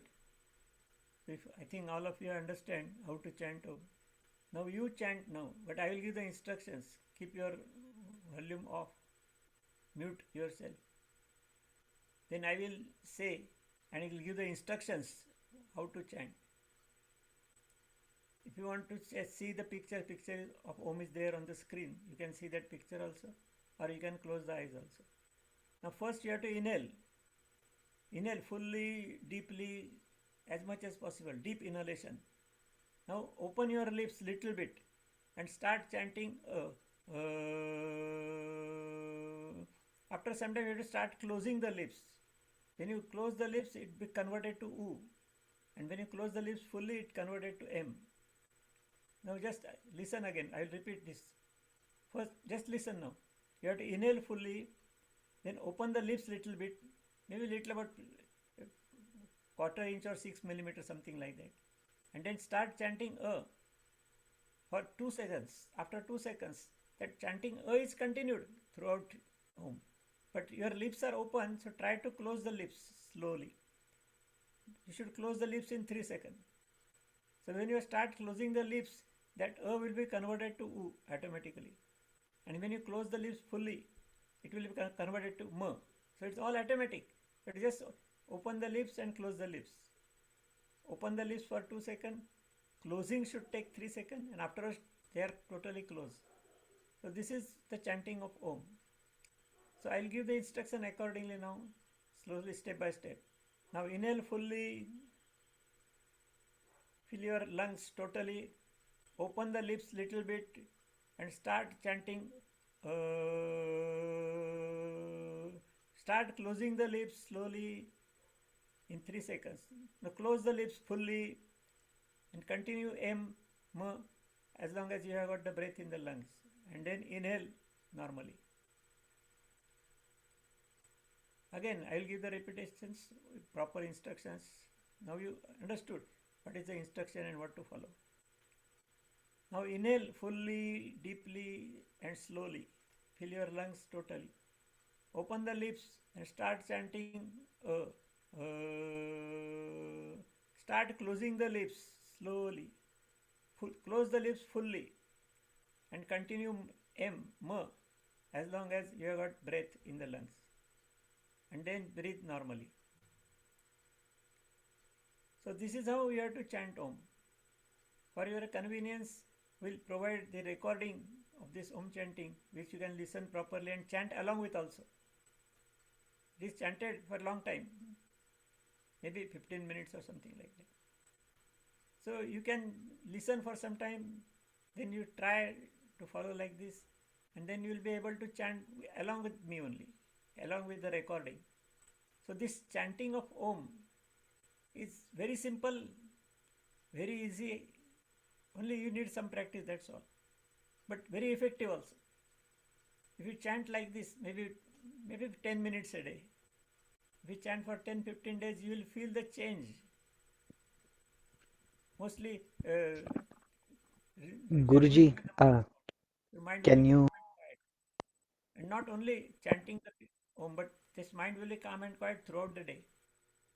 So you will experience the better functioning of your mind and automatically functioning of everything throughout the day. So first you start with 5-minute chanting, then chant for 10 minutes. Then maximum 15 minutes or 20 minutes is better. So you can use the recording to practice this Om at home. And definitely you will get better results. Now you have completed the test. Most of you have completed. You got the result also. So Guruji, can you switch off the original musician sound Okay. mode? We can't hear you That is actually. the problem.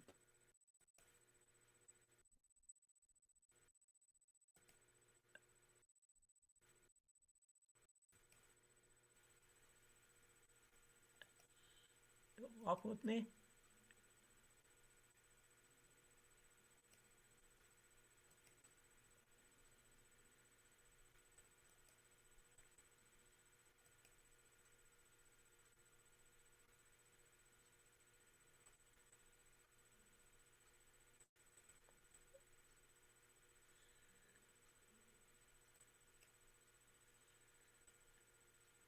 काय of होत नाही तर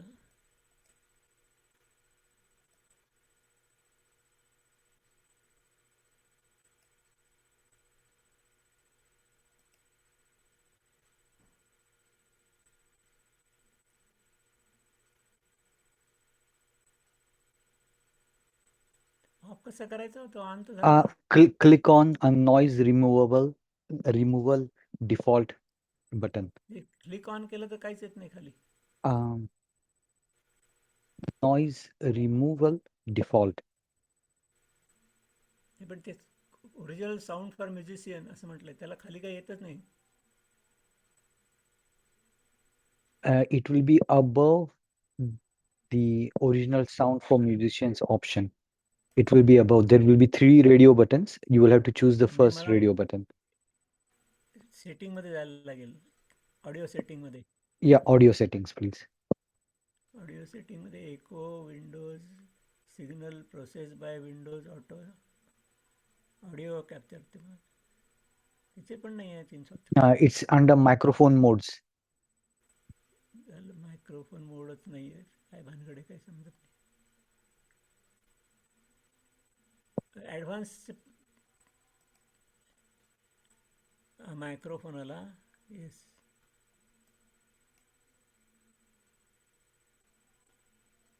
note removal, हा original sound आले. Yes yes, okay. Select noise removal. First option. First option कुठे ते high fidelity, एको cancellation आणि stereo audio असायचे फक्त. Echo cancellation. असं आहे का? ओके. पण त्याचं ते ओरिजिनल साऊंड जात नाही ना एको कॅन्सलेशन. ऑन झाला मग अशी, आता कॅन्सल होत नाही. Okay. Noise removal, personalize audio cancellation, original sound for musician आलंय, पण तो डॉट जात नाही त्याचा. No, you have to select Echo noise cancellation. removal.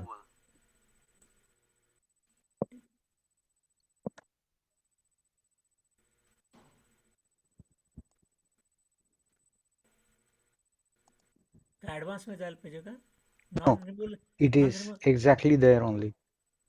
Advance मध्ये. No, I'm sending you a screenshot in the WhatsApp chat.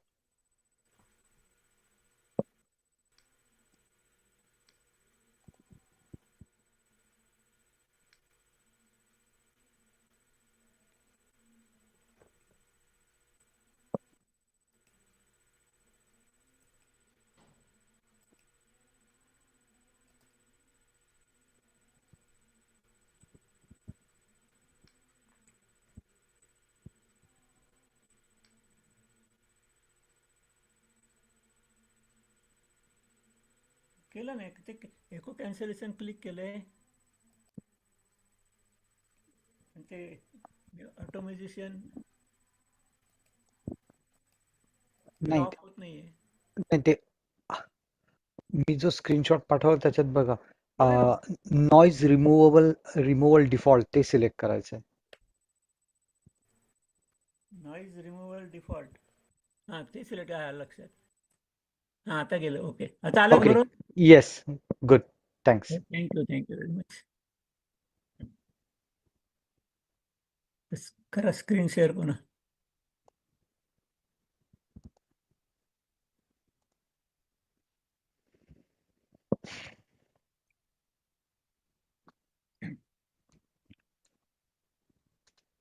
Okay, so this will, I will send the audio recordings according to the, first you listen properly, you understand the technique, that inhale fully in 5 seconds, 1 or 2 seconds here and there won't matter much, that you don't think of. It's normal proportion I am giving.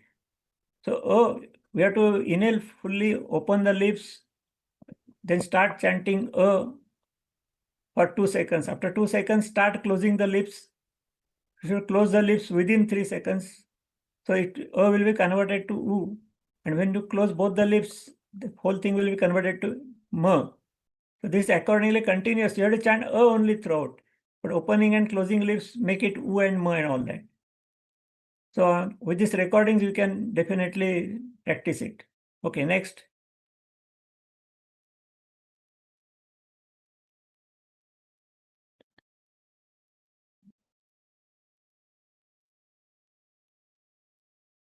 This Chitta Prasan will drop it now. This is not required so much.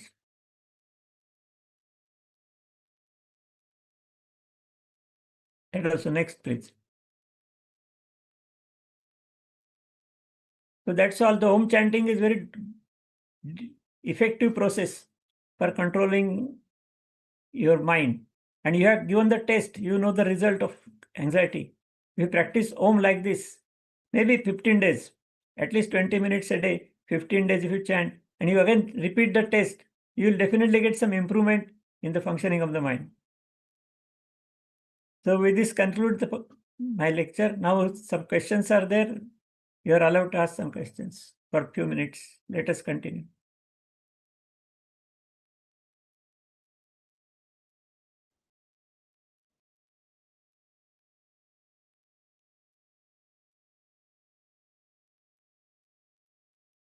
धमणेजी विचारा तुम्ही एकदा, नाही तर मग close करू.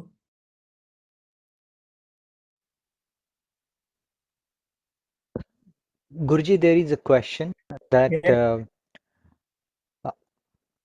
is unconscious mind and non-conscious mind are the same or they are different? No, actually, see, I explained conscious and subconscious. That unconscious mind is similar to Atman. That is not connected with our subject, so I not discuss anything about that particularly. Because Okay. Atman and Paramatman is a very wide subject. It takes a Okay. long time to explain. But for Okay. our purpose, controlling the mind, we have to control conscious and subconscious mind only.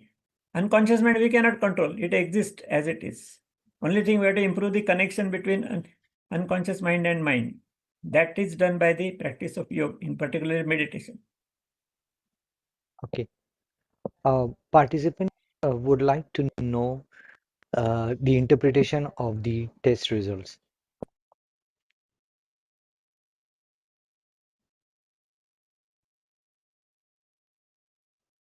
The test results are there, no? So from that they can imagine how much anxiety is there. No anxiety, minimum, average, maximum, like that is mentioned in the test report. So if anxiety is more, it is disturbing your mental peace, mental status also. If anxiety is less, definitely it is better. So how to improve the anxiety? That by given the solution by practicing Om chanting. Of course, you practice asana, pranayam, meditation, it will also help. But Om chanting will give the very early results.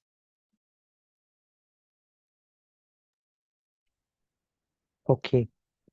Anybody else have any questions? Please feel Somebody is free to asking ask. 33.99. That is the count of your thing, no? When you answer the questions, you get the points. These points are from 0 to 99 because 33 questions are there. And every question has got 3 points. So you have to encircle particular thing. Then you will get some point. And the total of the point is 33 or 99 or whatever it is. And then that point, considering that point, your anxiety level is explained.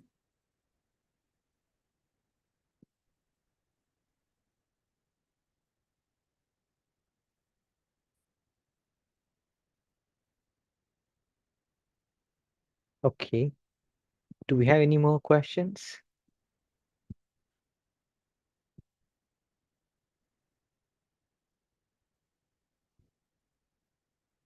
Yes, 99 is highest one and the worst condition for our status of mind. And as it is lower and lower and lower, it is better and better and better. Because anxiety develops, first thing is blood pressure.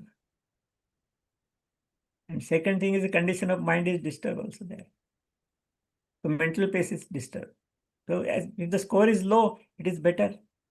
And how to lower down the score? Om chanting is better. Okay, if we don't have any more questions, can I request Swatitai to do the... Excuse me. Yes, Sorry, Hari Om. sure. Namaste, Guruji. I have a question. Modern psychology of neuro-linguistic programming, NLP.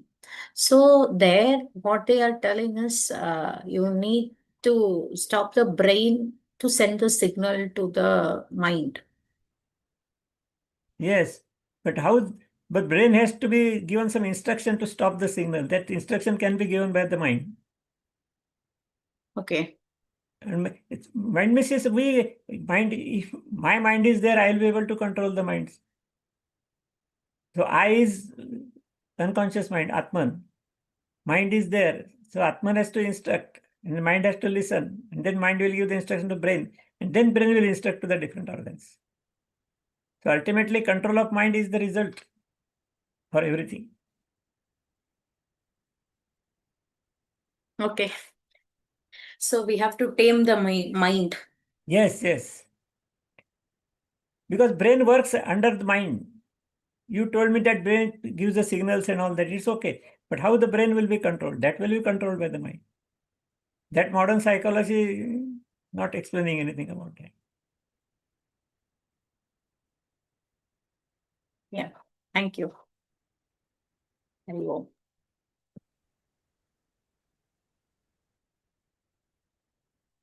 Thank you. आता है May क्या I चला अलग question?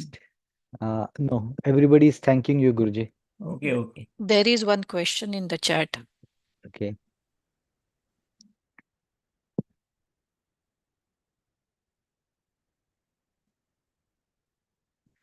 If you were to rate these tools of importance, what would you say the order is? Example, Omkar first or asanas first, or what has to go in the first? What should be the order No, for of the in the importance? for early results, Om chanting is better. Then asanas will take long time because you have to practice those postures. So it will take a long time. Pranayama also will take the time in between. So we can say Om chanting is best, Pranayama is the second, Asana is third level. We can say. Everything gives the result, but Asana is maximum time, Pranayama in less time, and Om chanting maybe very short break. Like that, you can find out a sequence. And if you practice all three together, this is the best thing. Because Asana Pranayama, you will experience the better health also. And Omkar also will help also. So everything is connected together, you see. As long as you connect all of them, you'll get better results. But Om chanting also you'll get the results. One more question there is, what about Yoga Nidra? Oh, that is also a very wide. We have to conduct a special series of lectures on Yoga Nidra. But Yoga Nidra is psychotherapy. And particularly Yoga Nidra is connected with subconscious mind. If there are some memories are there in our subconscious mind, they are disturbing our life. It is there many times. Some memories disturb our life. And then we need to change the memory. But to change the memory, Yoga Nidra is the only solution. Psychology also has no solution for that. So when you have to change the memory, that means you have to modify some files in our subconscious mind, or delete some files, or implant some files, just like we do in the files in our hard disk. We can modify, we can delete, we can put new file. So that can be done with the help of Yoga Nidra. That is the basic concept of Yoga Nidra. Asmita ji, you still have a question? No, I don't. It was answered just now. Yoga Nidra. Okay. Okay. Thank you. Thank you.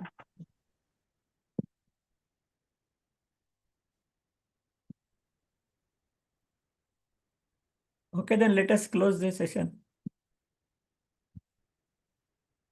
There is one more comment on Question. Mahamrutyunjay mantra Mrityunjay. chanting. Yeah. See, every subject is containing a large, vast variety also. Every mantra has got different results. Particularly Mrityunjay mantra is a mantra for health, for improving the health, for maintaining the health. Mahamrityunjay mantra helps definitely. And of course, Om is there. The effect of Om also is there. But Mahamrityunjay is a concept of God only. But it's a God for the health. So when you pray for this health, you will get the health. So particularly all patients, when we treat in our therapy center, we recommend Mahamrityunjay mantra also, 108 times every day. So they feel better. And that feeling better can be experienced by anybody. In our ashram, every day we carry out Mahamrityunjay mantra chanting 108 times, which is holy fire also, yajna also. People are getting good results.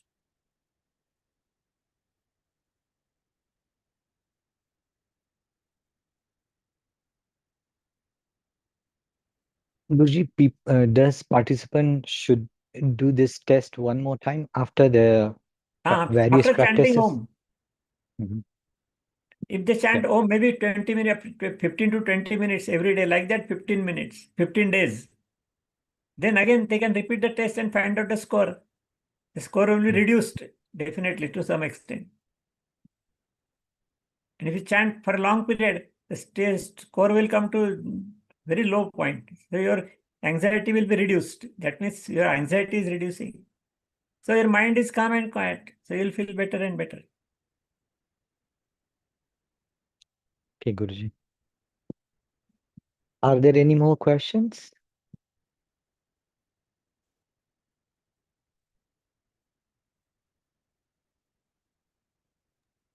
Okay, I Okay. think we should conclude the session. Swatiji, may I request you to conclude the session? Yes. First of all, I would like to express my gratitude towards Guruji for conducting this course.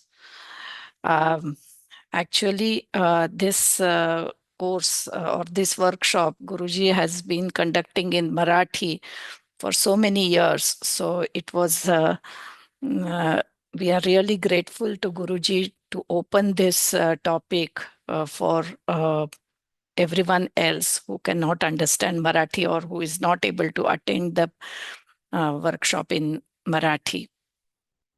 And thank you everyone for joining in. And also, I would like to thank Atulji for giving the tremendous tech support.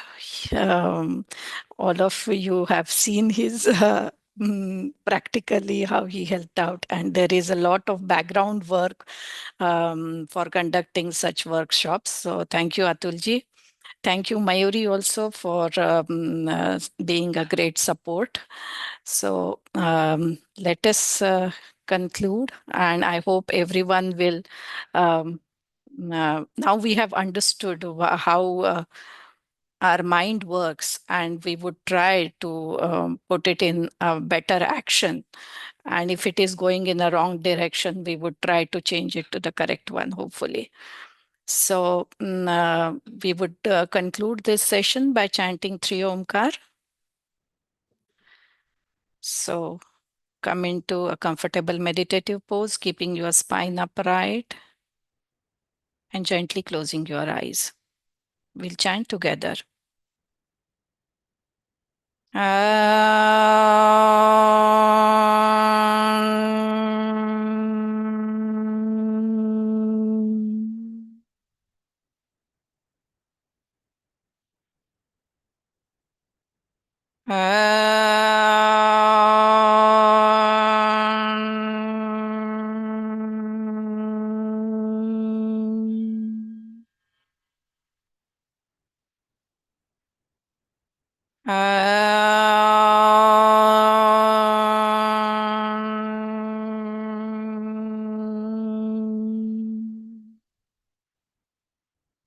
Om Shanti Shanti Shanti.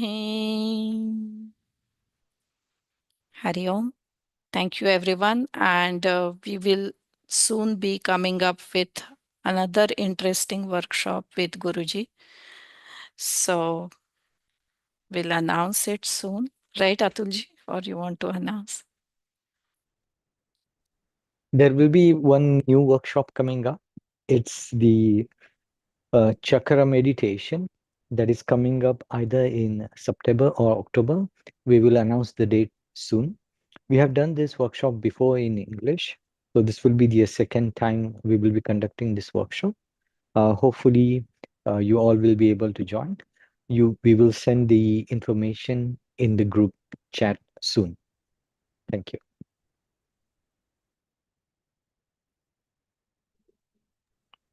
Thank you, Guruji. Hari Om. Hari Om, Hari Om. Hari Om, everyone. Thank you, everyone, for joining today, and thank you for taking your time. Thanks. Hari Om.